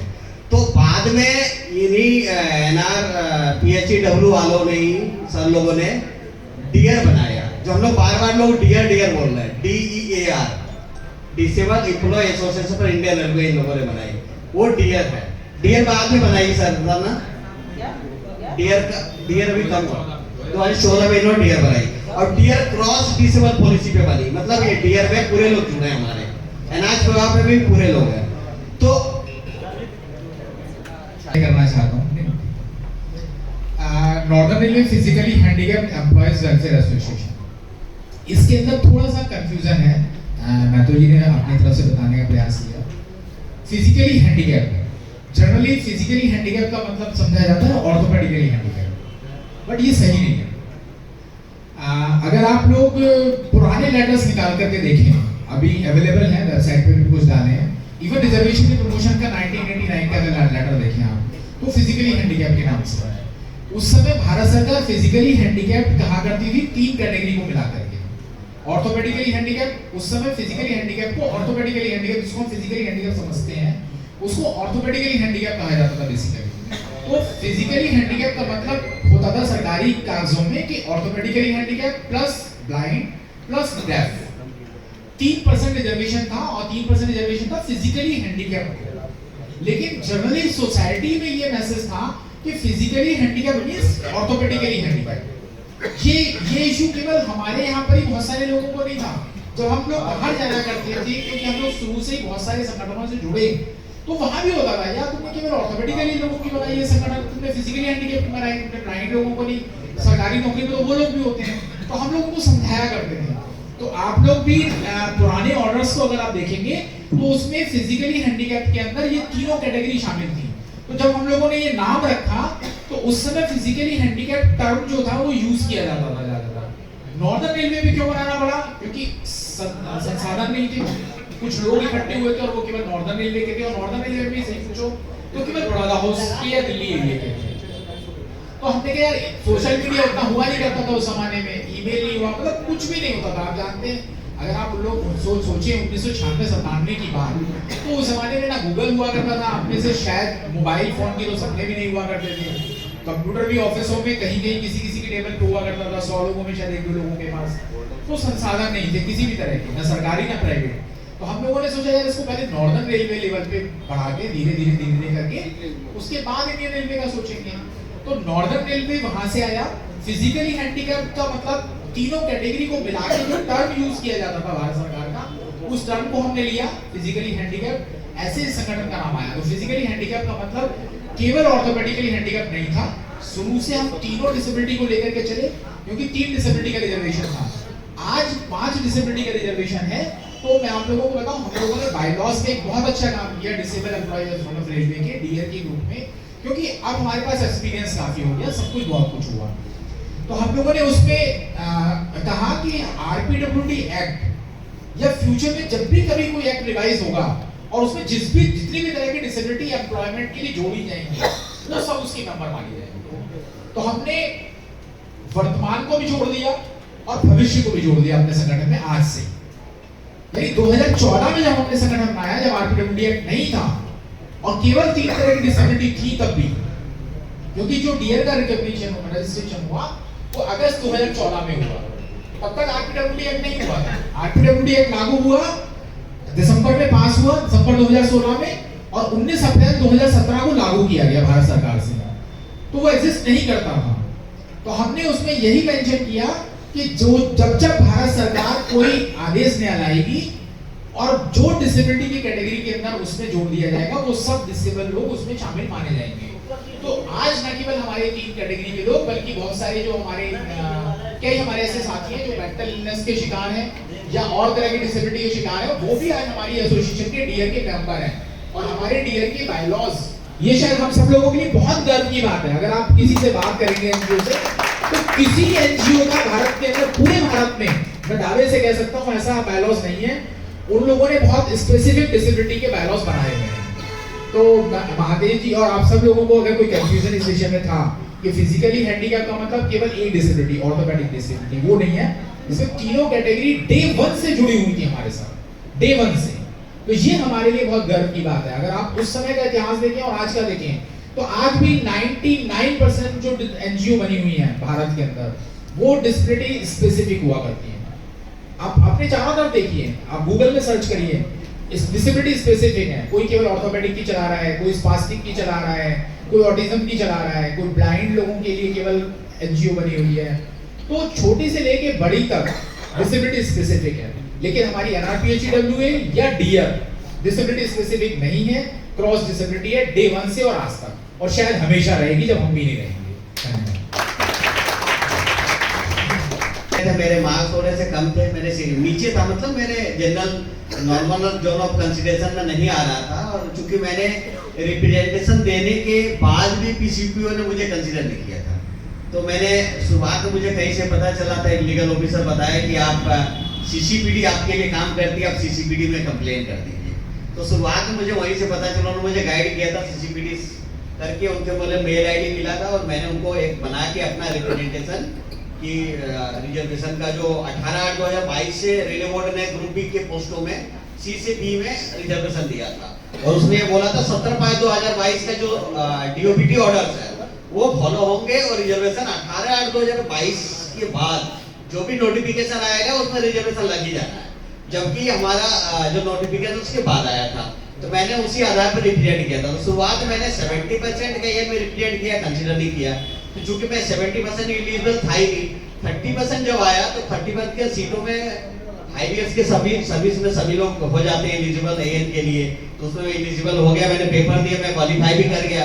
उस समय भी मैंने रिप्रेजेंटेशन दिया तो कंसीडर नहीं किया। रिजल्ट आया था तो मैं क्वालिफाई हो गया था, उस रिजल्ट में मैं क्वालिफाई था, कहते तो पास था मेरी। सीडीटी में थोड़ा सा मैं नीचे था, तो चूंकि मैं जनरल में आता हूँ वहाँ पे, तो फिर मुझे पता चला कि हमारे लिए सीसीपीडी होते हैं एक, मतलब हमारा provisionally chief commissioner of person with disability, आपके किसी तरह का गिरभान से तो एक जुडिशियल बॉडी वो काम करती है, वो कमिश्नर, तो आपका जो भी है इस पे आपको देंगे, मतलब आपके फेवर में चीजें आएंगी। तो मैंने सीसीपीडी का मेल ढूंढ के मैंने सीसीपीडी को बना के रिप्रेजेंटेशन मेल कर दिया, उसकी कॉपी मैंने पीसीपीओ को भी दे दिया कि मैं वहां कर रहा हूं कंप्लेन। सीसीपीडी ने मेरे एप्लीकेशन 2-4 दिन में कंफर्म कर दिया, एक्नॉलेज कर दिया कि आपका कंप्लेन रजिस्टर्ड हो गई है। उन्होंने मुझे एक्नॉलेजमेंट देती है सीसीपीडी आपको, तो उन्होंने मैंने एक्नॉलेज कर दिया, ये नंबर आपका है, ये एप्लीकेशन का ये एक्नॉलेजमेंट नंबर है, आपका केस यहाँ पे इनरोल हो गई है। उसी बीच में मुझे नॉर्दर्न रेलवे का जो जिसका अभी आज एजीएम है, उसी में ग्रुप में मुझे किसी ने जोड़ रखा था, आई डोंट नो मुझे किसने जोड़ा है। वो ग्रुप में एक दिन रिजर्वेशन का चर्चा हो रही थी, उसमें मैंने गुप्ता सर का कुछ लिखा हुआ लेटर आया था। नॉर्दर्न रेलवे के 2 बंदों को उन्होंने रेलवे बोर्ड ने एक रिजल्ट रिवाइज करके 2 लोगों को परमिट कर दिया था ग्रुप बी में।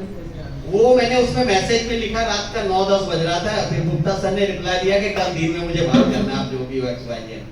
तो मैंने वो नंबर लेकर दूसरे दिन बात किया, तो सर ने मुझे कहा कि CCPD has not power to stay the case, बोला था कि आपके केस का कि इसको स्टे नहीं दे सकता, अब तो सीसीपीडी का पावर नहीं है, वो 3-4-6 महीने केस लग जाएंगे, तब तक ये पैनल ऑपरेट कर देगा, तो आपका कुछ होना नहीं है। अगर आपको स्टे लेना है, कोर्ट है पावर, उन्होंने बोला कैट की पावर है, तो सेंट्रल एडमिनिस्ट्रेटिव ट्रिब्यूनल कोर्ट का फुल फॉर्म होता है सीएटी का, तो बोले आपका जो लखनऊ में बेंच है वहां पे एक आप ओए फाइल करते हैं, ओरिजिनल एप्लीकेशन, हम लोग जो एप्लीकेशन मतलब जो भी अपना कंप्लेंट होता है उसको ओए बोलते हैं यहाँ पे, मतलब टर्म अलग अलग यूज होता है, ओरिजिनल एप्लीकेशन। बोले जो भी आपका केस है बना के किसी वकील से मिलके आप वो दे दीजिए।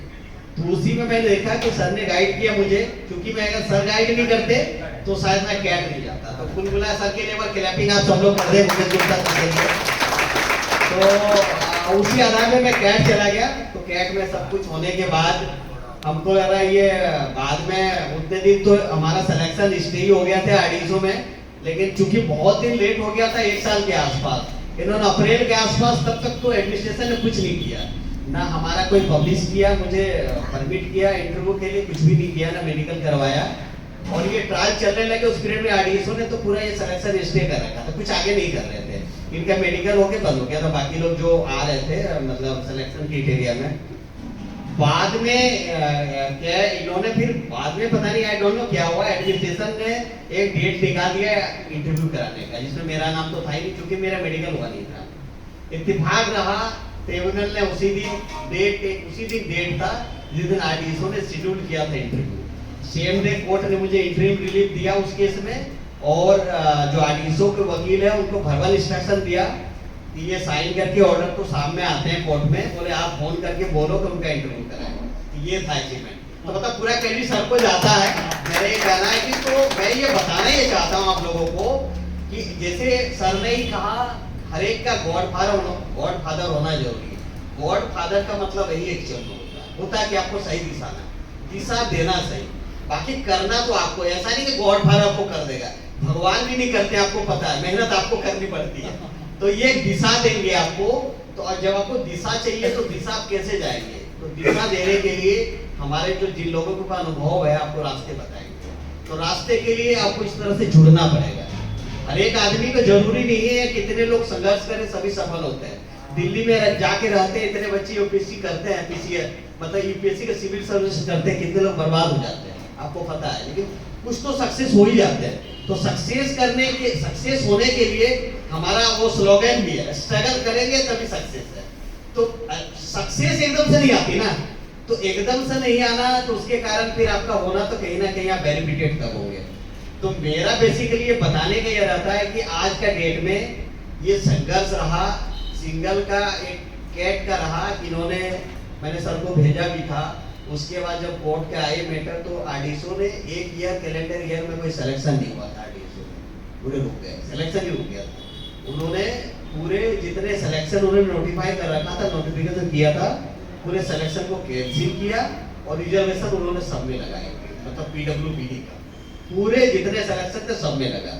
हाँ ये जरूर रहा कि उन्होंने सिलेक्शन उल्टे सीधे लगा था, उल्टे सीधे इन सेंस कि जैसे किसी पार्टिकुलर कैटेगरी में सिर्फ वीआई के लोग अवेलेबल है, उन्होंने पीएस की रिपोर्ट बना दी, मतलब लोकोमोटर के लिए दे दिया रिजर्वेशन। यहाँ पे रिजर्वेशन क्या है कि हमारी जो रिजर्वेशन है जिस पार्टिकुलर एलिजिबिलिटी का देता है वही एलिजिबल होता है। अब इस तरह के कुछ इन्होंने किया लेकिन ऑलमोस्ट उन्होंने लागू कर दी। आज का प्रेजेंट सिनेरियो ये है कि आरडीएसओ में अभी जो ग्रुप बी वाले जितने पोस्टें अभी नोटिफाई हुई है, जो रेलवे बोर्ड ने अभी 70% के लिए नोटिफाई करने का आदेश दिया, जो मार्च में पेपर होने हैं, वो पूरे में रिजर्वेशन लगा हुआ है। मतलब ये समझिए कि जो ये यूनियन के थ्रू हो पाया, मतलब ये सर का और सर की टीम का बहुत बड़ा हाथ है। क्योंकि मैंने बताया कि रास्ते जब आपको बताएंगे नहीं, आप दिशा में रहेंगे तो कहीं पहुंच नहीं पाएंगे। तो मुझे दिशा बिना तो दिशा में संघर्ष किए तो आज ये मुकाम है कि हो सकता है कि हमारे साथी जितने ऑलमोस्ट सभी कैडर में 4 जो ऑर्गेनाइज पोस्टें होती हैं आरडीएसओ के ग्रुप बी की, वो इलेक्ट्रिकल का हो, सिग्नल का हो, मैकेनिकल का हो, सिविल का हो, तो ये सभी पोस्टों में इवन एपीओ वाली एडमिनिस्ट्रेशन में इन्होंने सबने रिजर्वेशन लगा दिया है, सबने पोस्टों को आइडेंटिफाई कर दिया, किसी न किसी कैटेगरी का, कुछ में उन्होंने उल्टे सीधे लगाए बट लगे हैं। एपीओ वाले में हमारे राजीव जी पीछे वो भी आए हैं और हमको लग रहा वो ब्लाइंड है और बेसिकली इनको देना था, उन्होंने उसको लो विजन करके नोटिफाई कर दिया। पता नहीं अभी देखिए फाइनल लिस्ट अभी आई नहीं है एलिजिबिलिटी की, तो तब पता चलेगा क्या हुआ, अदरवाइज सभी पोस्टों में इन्होंने कर दिया। तो मेरा बेसिकली कहना ये था कि सब लोग जुड़े, और चूंकि एक की बस की बात नहीं है कि कुछ कर लेंगे, जैसे कोई आदमी किसी के पास वो जादू की छड़ी है नहीं कि कोई घुमाए तो हो जाएगा। ये भी 1.5 साल का संघर्ष है। और आगे मैं थोड़ा बताना चाहूँगा, जब मैंने केस किया था उसके बाद चूंकि आरडीएसओ में मैंने कई लोगों को देखता था कि ये हमारे साथी हो सकते हैं, तो मैंने बाद में 3 दिसंबर 2023 को, वो 3 दिसंबर आपको पता है वर्ल्ड डिसेबिलिटी डे भी होता है, मैं घर पे था उस दिन, शायद छुट्टी थी शायद रात में, मैंने सोचा कि शायद आज ये सही दिन है, तो मैंने व्हाट्सएप का ग्रुप उसी दिन शेयर किया था। उसी दिन एक व्हाट्सएप का ग्रुप बनाया और धीरे धीरे लोगों को मैंने जोड़ना शुरू किया। आज का डेट में हमारे ग्रुप में 35 लोग हैं जुड़े हुए, और वो पूरा सब लोगों ने डीआर की मेंबरशिप ले रखी है, मतलब डीआर की मेंबरशिप पूरे लोगों ने ले रखी है सर। और अभी इस आयोजन में स्वेच्छा से 22 लोगों ने कंट्रीब्यूशन भी दिया। तो सब हमारे लोग, आप सब मतलब सही में मतलब धन्यवाद के पात्र हैं कि चूंकि इन लोग इतने ध्यान दिए, लोग जुड़े हैं। अभी सर अगर सब कुछ ठीक रहा, हमारे लोग थोड़ा तैयारी वारी करें, तो हो सकता है नेक्स्ट एजीएम का भी हम लोग को मौका मिले, तो शायद मुझे प्राउड मोमेंट शेयर करने का अवसर मुझे आएगा कि हमारे 4 लोग ग्रुप भी हाज करके, मतलब ये हमारे पास आ सकते हैं। ठीक है सर, तो ये है। तो मेरा सभी से आग्रह है कि सब लोग कुल मिला के देखिए, जहाँ पे प्रमोशन में नॉन सिलेक्शन वाले में तो आपको आसानी से मिल जाता है, बट जहाँ पे सिलेक्शन का बात है, तो जहाँ पोस्टें बन रही है तो हमारे लोग मेहनत करें, पढ़े, क्योंकि देखिए पढ़ाई आपको आगे ले जाएगी। नॉन सिलेक्शन में तो सीनियरिटी कम सुटेबिलिटी मिल जा रही है, अगर सिलेक्शन में आप लोगों को पता है हमें सीटें ऐसे नहीं मिलती है, हमारी सीटों को ये लोग जो बाद में लैप्स करवा देते हैं। तो आप इस नौबत पे, इस स्टेज पे हमें नहीं लेके आए कि भाई हमारी सीटें लैप्स हो गए, हमारे कोई बंदे बने नहीं। तो इस मंच, शायद ये सही मंच भी है बोलने का कि सब लोगों ने फॉर्म भी भरे के आरडीएसओ में, नॉट आरडीएसओ, एनईआर, एनआर, जो भी हमारे साथी ग्रुप भी बनने के या कोई भी जेई टू एसएससी बनने के इच्छुक हो, और वो सिलेक्शन वाले में अगर आपने फॉर्म भरा है तो आप थोड़ा पढ़ाई करें, कम से कम हमारा जो रिलैक्सेशन तो मिल जाएगा। लेकिन आप कोशिश ये करें 60% मार्क्स आप लेके आए। ठीक है, आप लोगों से मेरी व्यक्तिगत रूप से आग्रह होगी कि हम कभी मिले, और कोई संगठन तभी, कोई भी संगठन हो या किसी तरह के संस्थाएं हो, परिवार तभी सफल होते हैं जब आर्थिक रूप से आप संपन्न होते हैं। क्योंकि गरीबी एक ऐसी चीज है, अब मेरा ये कहना है गरीबी और सक्षम होने से ये है कि आपको जहाँ मिल रही है बेनिफिट, अगर एक आदमी जेई से एसएससी बन जाता है, उनके बेसिक में 10,000 का डिफरेंस आता है, तो उस 10,000 का उपयोग आप अपने बच्चों का भविष्य में संगठन में समय देने में शायद करेंगे, तो हम अगले मंच में बोल पाएंगे। तो जुड़ने का मतलब ये है कि नॉट जुड़े ही नहीं, बढ़े भी, मतलब हमारा जुड़ के साथ बढ़े। मेरा ये आप लोगों से अपेक्षा है, आप लोगों से आग्रह है, बस ये यही है। बाकी तो और बहुत लोग, अगर हमारे कोई और साथी अगर अपना व्यक्तिगत एक्सपीरियंस या किसी तरह का साझा करना चाहते हैं, तो ये कोडलेस माइक है, आप अपनी बातें भी शायद मतलब साझा हम लोगों से कर सकते हैं। शायद कई बार ऐसे होते हैं कि किसी का समस्या किसी के लिए सोल्यूशन हो सकता है, मैं कहीं फंस गया और मैं बाद में किसी को सफलता नहीं मिली, तो शायद उसके कोई अल्टरनेटिव रास्ते होते हैं जहां से हम संघर्ष करके सफलता की तरफ जा सकते हैं। कई बार होते हैं कि सीढ़ियां बंद हो गई, लेकिन किसी को दूसरे रास्ते का अनुभव होता है, तो चूंकि हम आपस में एक दूसरे से शेयर करेंगे तो कहीं ना कहीं हमें रास्ते दिखाई देंगे। और जो एक आदमी कभी रास्ते पे चढ़ जाता है, जैसे सब लोगों ने तारीफ की कि जहाँ कोई चढ़ नहीं सकता रामावत जी चढ़ गए, तो हम ये कहें कि ये सबके लिए मिसाल है, इनके लिए ताली बननी चाहिए। 5 लोगों ने मुझे आज तक कहा है, तो कहने का मतलब ये भी एक तरह यही रास्ते हैं।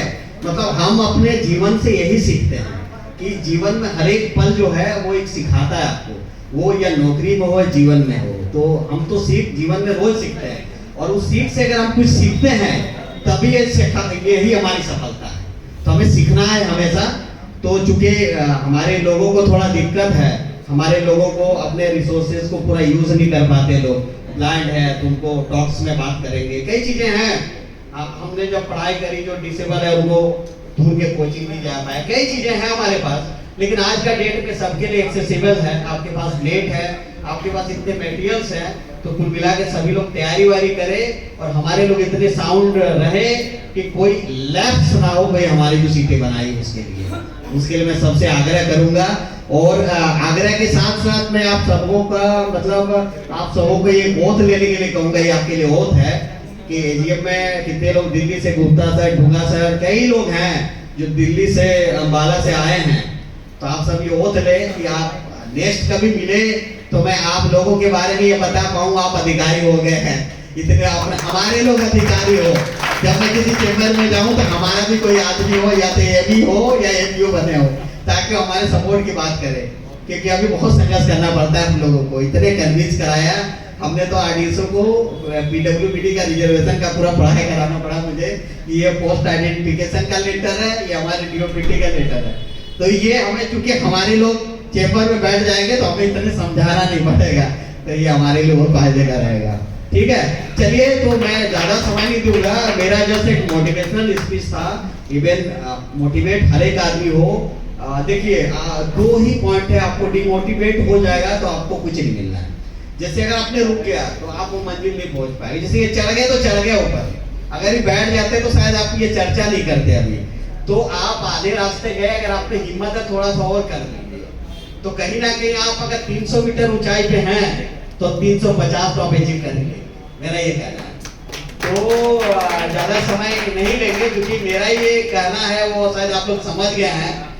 तो आगे यही है कि सब लोग जुड़े रहे और हमारे यूनियन काम करे, तो हम हमारे लोगों एनईआर, आरडीएसओ, एनआर लखनऊ की तरफ से आप सभी टीम को मतलब समझिए आश्वस्त करना चाहते हैं क्या हम लोग सब आपके साथ हैं, जब आप जरूरत हो आपके साथ हम उपलब्ध हैं। ठीक है, इसी कड़ी में मैं थोड़ा सा एक अभी आए हैं कि हमारे एक रिटायर्ड साथी किस आया है परवीन जी के लिए बहुत जोर तालियां होनी चाहिए। साहब में एमसीएम के पद पे इनका स्थानांतरण इन्होंने अपने ऑन रिक्वेस्ट अजमेर साहब के लिए लिया और जो मैं वहाँ पे समय की वर्ष था, इनके लिए मैं सारी जितना हो सका सारा करके इसको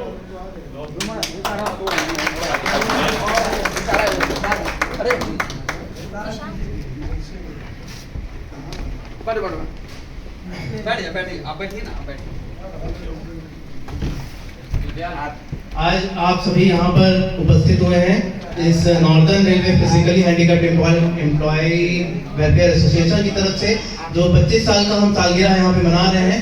मैं मेरे को पहले इन्होंने कॉल किया था, इन्होंने कॉल करके बताया मुझे, सिद्धार्थ जी ने मुझे कॉल करके बताया 5 महीने पहले ही मुझे पता चला और मेरा ट्रांसफर हो गया यहाँ से। तो फिर उसके बाद लखनऊ में सारी जिम्मेदारी मेरी थी, सारी चीज़ें मुझे पता थी। तो इन्होंने मुझे काफ़ी फोर्स किया कि हमारा क्लास में जो मोटिवेट किया, इन्होंने बोला कि नहीं तुम बोर्ड के वो मेंबर हो और ब्लाइंड हो गया, आपका बीआई हो गया, है ना, और जितने भी ऑफिस में लोग थे तो ऐसे करके बैठना नहीं है, हमको कुछ ना कुछ प्लानिंग करते रहना है। और मैं इनसे मिलने भी गया डीआरएम ऑफिस में, हम साथ में गए, वहाँ से मिले उनसे और मिलकर जो है कोविड का टाइम था उस समय, 2021 का समय कोविड का था। तो 1 साल 2 साल बाद हम वापस से फिर प्लानिंग किए और प्लानिंग करके हमारा लकली अब ये अधिवेशन जो है सक्सेसफुल हुआ। इसके लिए बहुत बहुत इनका धन्यवाद और मैं बहुत ज़्यादा खुश हूँ। और प्लस एक चीज़ मैं और कहना चाहूँगा कि बहुत पहले जो है जॉब में मैं जब ज्वाइनिंग हुई थी मेरी 2013 में, जब मैंने जॉब ज्वाइन की थी, तो मुझे ये सब के बारे में बिल्कुल भी नहीं पता था। उसी पता था कि पीडब्ल्यूडी होता है, वो नौकरी करता रहता था। और फिर वो जो सिद्धार्थ जी हैं, दिनेश जी हैं, उनको ये मालूम था कि तुम डेफ हो, तो उन्होंने उनसे मैं जुड़ा और उन्होंने मुझे सपोर्ट किया।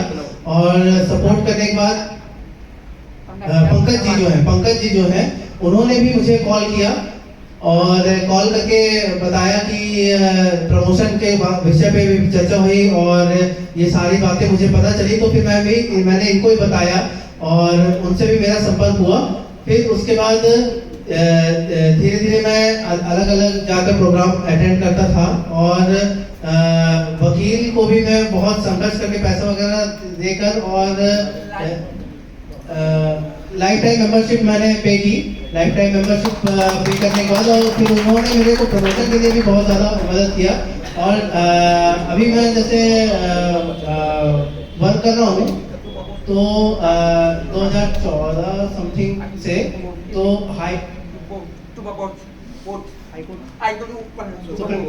सुप्रीम कोर्ट का भी जो ऑर्डर पास हुआ था उस समय, तो आरपीडब्ल्यूडी के लिए कि 3% हम लोगों को लिए अलग रूल आया हुआ था। तो उसके लिए भी कोई मानता नहीं था। फिर मैंने इनको बताया, फिर इन्होंने देखा हाँ ये तो रूल में है, तो फिर उसका प्लेंट लगा के उसके बाद 3% और उन्होंने प्रमोशन में मेरी बहुत ज़्यादा मदद की। धन्यवाद सर आपका बहुत बहुत। और 2 साल में मेरे को मिल गया प्रमोशन और उनका सपोर्ट भी था, मेरे को मुकेश सर का भी सपोर्ट मिला काफ़ी। और इधर उधर जाके धीरे धीरे मैं चीज़ें वो सीख रहा हूँ। और अभी हमारी जैसे एक टैगलाइन है संघर्ष से सफलता की ओर, हम सभी देख रहे हैं, आप सभी इस पे जुड़िए और हम अपने लक्ष्य की प्राप्ति कर सकते हैं। और बोर्ड में जो भी मेंबर्स वगैरह हैं वो भी खूब मेहनत करते हैं यहाँ पर। तो अभी तो फिलहाल मेरा ट्रांसफर हो गया है, लेकिन मैं मेहनत ऐसे ही उम्मीद है करता रहूँगा। और आप सभी ऐसे मत बैठिए, अपने अपने लीडर्स का सपोर्ट करिए और हमेशा ये ना हो कि आंदोलन बस करते रहे, ऐसे इससे कोई फायदा नहीं है ना। मैं बस ये देखता रहा कि बस आंदोलन चल रहा है, इससे कोई भी फायदा नहीं होता था। लेकिन जब मैं इस एसोसिएशन से जुड़ा तो देखा धीरे धीरे प्रमोशन भी मिल रहा है, सब कुछ हो रहा है, सब चीज़ें अच्छी हो रही हैं। तो लीडर्स जो है वो अलग है और अपना एसोसिएशन जो है अलग है, जो कि बहुत ही ज़्यादा यूजफुल है। और जैसे भी अभी जैसे आप देख रहे हैं कि अभी रिटायरमेंट के बाद भी आ रहे हैं, ये भी अभी काम कर रहे हैं, इनकी भी रिस्पॉन्सिबिलिटी है। तो ये लखनऊ डिवीज़न का पूरा ये देख रहे हैं। तो आप सभी जो भी समस्या हो इससे भी कह सकते हैं। तो पूरी जिम्मेदारी इनकी है, और यदि ट्रांसफर हो जाता है तो फिर उसके बाद तो टाइम नहीं मिलता है, लेकिन अभी फिलहाल यही पूरा देख रहे हैं। धन्यवाद। कि मेरा बहुत मन था कि मैं वहाँ दिल्ली नहीं जा पाती थी कहीं बाहर मीटिंग में, तो मैं मुकेश गुप्ता सर से बार बार बोलती थी कि काश आप एक बार लखनऊ में इसका आयोजन करें, और इस बार आयोजन हो गया। ये बहुत बड़ी बात है। और मेरी अभी क्योंकि तबीयत भी थोड़ी खराब चल रही थी, नहीं आने की कंडीशन थी, लेकिन बस सिर्फ ये उद्देश्य था कि नहीं मैं यहाँ जाकर मिलूंगी जरूर एक बार। तो दवा वगैरह खा के मैं यहाँ पर आई हूँ। और मतलब जो मेरा जीवन है, मैं सच बताऊँ कि बचपन से एक तरह से संघर्ष में चला, क्योंकि मैं घर में सभी सामान्य थे, और मेरा एक इस तरह से होना 8 महीने में पोलियो का हो जाना, फिर पढ़ाई लिखाई मेरा बहुत लेट से शुरू हुआ। लेकिन क्लास चूंकि मेरे अंदर एक इच्छा थी कि मुझे नहीं पढ़ना है, जॉब करना है, मतलब बचपन से ही ये चीज़ आ गई थी। तो 8 साल की उम्र में मेरा एडमिशन कराया गया लेट से, फिर क्लास जंप करा के किसी तरह से मुझे इक्वल उस पर लेके आया गया। फिर मेरे फादर ने देखा कि मतलब ये पढ़ने में और बच्चों से थोड़ी सी ठीक है, तो उनके अंदर आया कि नहीं इसको तो पढ़ाना है अगर ये पढ़ना चाहती है। मेरे फादर खुद नॉर्दर्न रेलवे DRM ऑफिस में DPO थे, और उसके अंदर कैरिज में भी SPO रहे हैं, यहाँ पे भी। तो उनका एक सपना था कि नहीं ये जो भी प्रॉब्लम है, और वो जैसे भी हमारे जैसा कोई प्रॉब्लम देखते थे तो उनको भी सपोर्ट करते थे। उनको हर एक में लगता था कि नहीं मेरा बच्चा जिस तरह से समस्या फेस कर रहा है, तो वैसे ही और जो रेलवे कर्मचारी उनके अंडर में आ रहे हैं उनके साथ भी यही प्रॉब्लम है। फिर बाद में हुआ कि मैं मेरा सारा जो प्रमोशन हुआ वो कंपटीशन मतलब जो ऑफिस में होते हैं उसके तहत हुआ। तो 20% मेरा जब OS में हुआ था, तो उसमें ये हुआ कि जोधपुर में ट्रेनिंग का आयोजन कर दिया गया। अब मेरे पास आ गया कि अब मैं जोधपुर तो जा ही नहीं सकती, जब लखनऊ में नहीं चल पा रही, अपने ऑफिस में नहीं चली। उसमें कुछ लोगों का मुझे व्यंग भी आया कि अरे वो सपना छोड़ दे OS बनने का। अब मेरे को ये सब शब्द जब मेरे अंदर आए तो मुझे अंदर से ये लगा कि एक पैर में प्रॉब्लम होने की वजह से मुझे हर जगह कुछ ना कुछ सैक्रिफाइस करना पड़ जाएगा।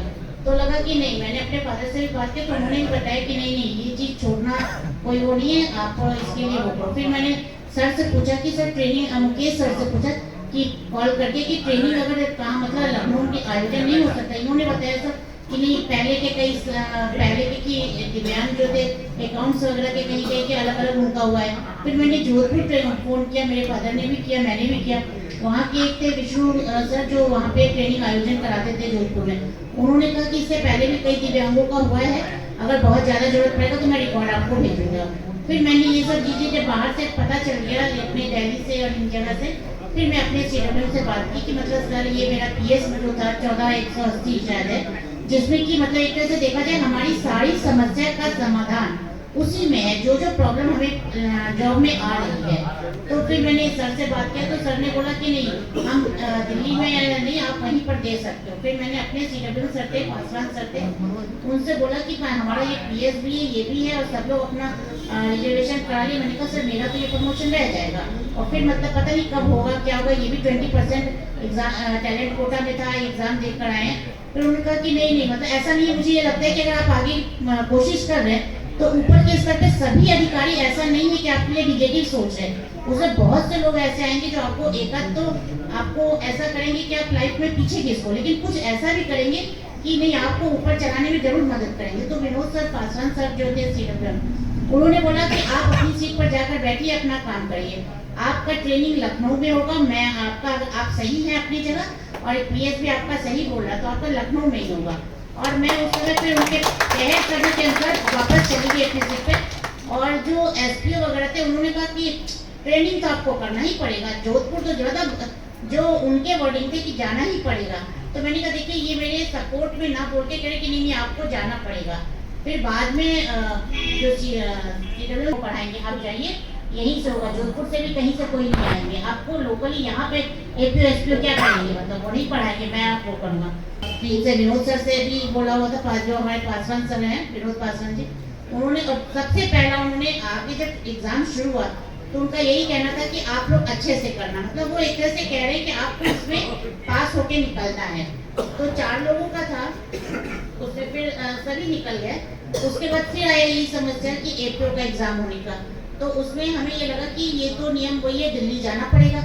और ये मैं अपने फादर के टाइम से देख रही हूँ कि वो दिल्ली जाते हैं और मेरे को लग रहा है ये तो कभी भी हैंडीकैप्स को जो प्रमोशन दिया गया बेनिफिट कब होगा, जब वो वहाँ पहुँच ही नहीं पाएंगे तो वो कैसे हो सकता है। हमने देखा था एवी का हमारे यहाँ जो हुआ था उसमें उन्होंने पिछले साल के पिछले में शायद था लखनऊ में ऑर्गेनाइज करा दिया और एपीओ का जहाँ आया उन्होंने दिल्ली में डाल दिया। फिर मैंने गुप्ता सर को फोन किया, मैंने कहा कि सर ये देखिए फिर ये ऐसे कर रहे हैं, मतलब लखनऊ नहीं दे रहे सेंटर। इन्होंने बोला कि नहीं आप एप्लीकेशन लिखो, एक एप्लीकेशन हमारे पास दो। मैंने दिया तो जीएम को भी दिया तो वहाँ से आया कि इसका जो ट्रेनिंग है वो उन लोग करवाते हैं, अभी याद नहीं आ रहा ना, जो ऑर्गेनाइज कराते हैं तो उनकी जिम्मेदारी है। तो वो अपना हाथ खींच ले कि मेरा मतलब कोई रिस्पॉन्सिबिलिटी नहीं है। तो मैंने कहा ये तो बहुत खराब इनका जवाब है। मैंने उसी को लेके जो हैंडीकैप कमिश्नर है डिसेबल्ड का वहाँ पर भेज दिया, वो सब लगा के और बकायदा उनके जवाब कि इस तरह का जवाब दे रहे हैं कि हमारी जिम्मेदारी नहीं है, किसकी जिम्मेदारी है कि लोकल ऑर्गेनाइज कराए। फिर मैंने भेज दिया, जब वहाँ से तुरंत उन्होंने जवाब मांगा और फिर मेरे पास कॉल आया हेडक्वार्टर से कि मैडम आपने ये क्या कर दिया। मैंने कहा मैंने क्या कर दिया, आप लोग लोकल ऑर्गेनाइज नहीं कर रहे, प्रॉब्लम इतनी बड़ी है, ऐसे तो कोई नहीं जाएगा दिल्ली, पता गिने चुने लोग पहुंच जाएंगे, बाकी जो है वो नहीं जा पाएंगे। फिर उन्होंने हमें एप्लीकेशन का जवाब इतना अच्छी तरह से भेजा, वहाँ से हेडक्वार्टर से जीएम के यहाँ से आया। फिर उन्होंने लिखा कि मैडम ऐसा है, अब आपका एप्लीकेशन सिर्फ इसलिए हमारा बहुत ज़्यादा उद्देश्य भी नहीं था, तबियत खराब था नहीं दे पाते, लेकिन मुझे लगा था कि पहल किसी न किसी को करनी पड़ेगी। तो उन्होंने जवाब दिया कि नहीं हम ऐसा है, आपका देर हो गया इसलिए एप्लीकेशन तो नहीं कंसीडर कर पा रहे आपका, लेकिन जो एग्जाम उन्होंने ऑर्गेनाइज कराया वो लोकली फर्स्ट टाइम उन्होंने पिछली बार करवा दिया था एपीओ का, एबी के बाद एपीओ का। अब की जो निकला है वो उसमें देखते हैं क्या करते हैं, नहीं उनका वो है, लेकिन उन्होंने फर्स्ट टाइम में किया। ऐसे ही जैसे मेरे यहाँ वॉशरूम नहीं था, सबसे बड़ी समस्या थी, जैसे मैंने ज्वाइन किया था और एज अ लेडीज मुझे लगने लगा कि चलने में दिक्कत होने लगी, बहुत बाहर होता था। मैंने कहा कि ये तो कोई बात नहीं कि वॉशरूम मतलब एक हॉल में नहीं है हमारे। फिर मैंने उसके लिए लिखा, CWM सर थे हमारे, हमने दिया कि दिव्यांग लोग कहाँ जाएंगे किस तरह से। उन्होंने बोला कि क्या मैं खुद डीएम क्या थोड़े मतलब इत्तेफाक कही या ईश्वर का वो मान के कि उन्होंने एज अ मतलब ओएस मुझे वहाँ पे लगा दिया डीएम क्या। मैंने डीएम सर चूंकि उनके अंदर में आता था ये सब बनवाना, उन्होंने मेरी प्रॉब्लम देखी, विजेता सिंह सर थे अभी शायद DRM ऑफिस में है, तो उन्होंने मेरी प्रॉब्लम देखी और उन्होंने कहा कि ये जायज़ है, इसकी मांग जायज़ है।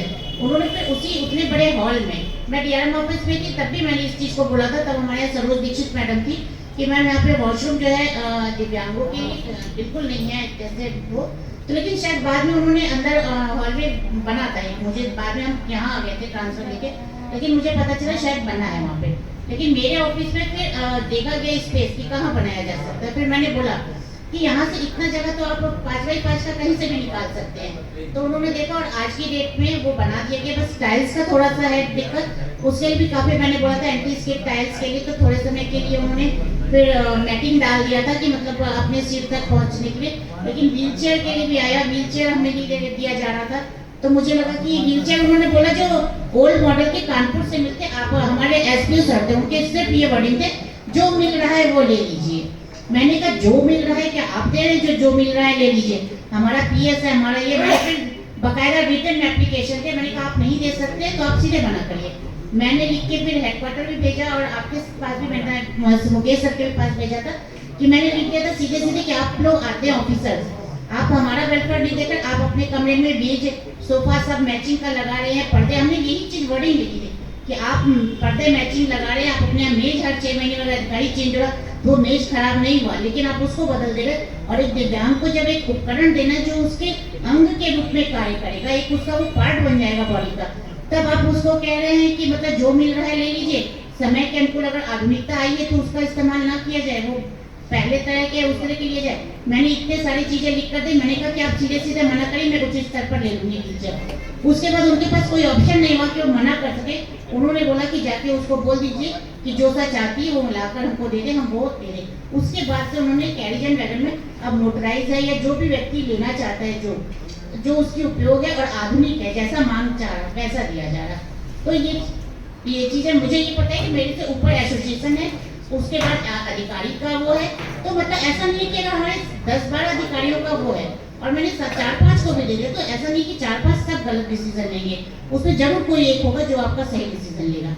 ऐसे ही मेरे क्वार्टर में प्रॉब्लम आया, वेस्टर्न सीट नहीं था, रेलवे के क्वार्टर लॉट थे, उसके बाद उसको किया गया, वेस्टर्न सीट डाला गया कि एक मतलब कहते 2 जो सीट होती है 2 नहीं देंगे हम आपको। हमने कहा मेरे यहाँ एक बच्चा भी है, वो जरूरी नहीं कि वो वेस्टर्न सीट यूज करे।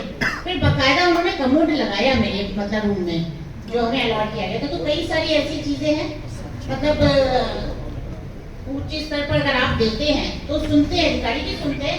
और आपको ये पता है कि हमारे पीछे बैक में सपोर्ट हमारा एसोसिएशन है, जहाँ कहीं पे अगर वो हमारी मतलब उसको रोकेंगे या हमारी मतलब इस तरह के शब्दों का, एक बार ऐसे ही एक अधिकारी ने बोला था, उन्होंने बोला मतलब मैंने उसके बाद सुन लिया, उन्होंने बोला जैसे शारीरिक अक्षमता पर भी वो लोग गंदे गंदे शब्दों के साथ, जैसे कि कोई अंधा है, कोई लूला है, कोई लंगड़ा, इस तरह का शब्द एक अधिकारी ने यूज कर दिया मैंने। मतलब जैसे लंगड़ा शब्द एक बहुत खराब लगता है, जो ये शब्द यूज कर लिया, और वो भी एक ऑफिसर ने। तो मैंने जाके सीधे CWM थे, मैंने उनके चैम्बर में गई, मैंने कहा मुझे आपसे मिलना है, मुझे बात करनी है। उन्होंने तुरंत बुलाया, कहा क्या काम है, क्या बात है। मैंने कहा सर आप, तो फिर उन्होंने बोला, फिर बाद में CWM सर से कहा, मतलब उन्होंने फिर अपने अधिकारी को कि मतलब नहीं, इस तरह के शब्दों का इस्तेमाल मत करिए। और उसके बाद से अधिकारी, मैंने बोला कि अधिकारी वर्ग होकर ऐसा शब्द ना करिए इस्तेमाल, मतलब। तो फिर उन्होंने बाद में खुद ही बुला के मुझसे सॉरी, मतलब एक से इनडायरेक्ट वे में बोला कि नहीं, हम ऐसा नहीं कहना चाहिए था। फिर आज की डेट में है कि कोई भी व्यक्ति कहने से पहले एक बार सोचता है कि अगर कुछ कहेंगे तो शायद आगे ये लोग जा सकते हैं। तो हमें पूरा सपोर्ट ये रहता है कि हमारे बैक में एसोसिएशन है, और जहाँ कहीं हम फंसेंगे या हमको वो होगा तो गाइडलाइंस हमको बहुत अच्छी मिलती है। तो यहाँ तक आए हैं तो उसमें काफ़ी हद तक का हमारा जो एसोसिएशन का ग्रुप है और सर है, इन लोगों से हम डायरेक्ट बात करके अपना मतलब रास्ता निकालते हैं। और ये है कि पहल पहले करनी पड़ती है अपने को। Thank you. तो यहाँ आने के लिए रिपोर्ट बताई और तो बहुत हुआ, और हम लोगों को एकजुट होकर एक रस्सी की तरह होके करना पड़ेगा। और जैसे मैं यहीं जब साथ में हूँ, 20 साल से डाकिया था और अपने संगठन को बहुत पहले से संगठन के साथ रहता हूँ। सब लोग यूनाइट रहे तभी कोई उपलब्धि इन लोगों को मिल सकती है। आज के डेट में इंडियन रेलवे में अपने एसोसिएशन को सब जानते हैं, भली बात जानते हैं। बस हम लोग अपनी कंप्लेंट सही समय पे सही जगह हमारे मंत्री जी के पास रिटर्न में करते रहेंगे, तो ऊपर कहीं बोर्ड में या GM लेवल पे कहीं कोई कमजोर नहीं है।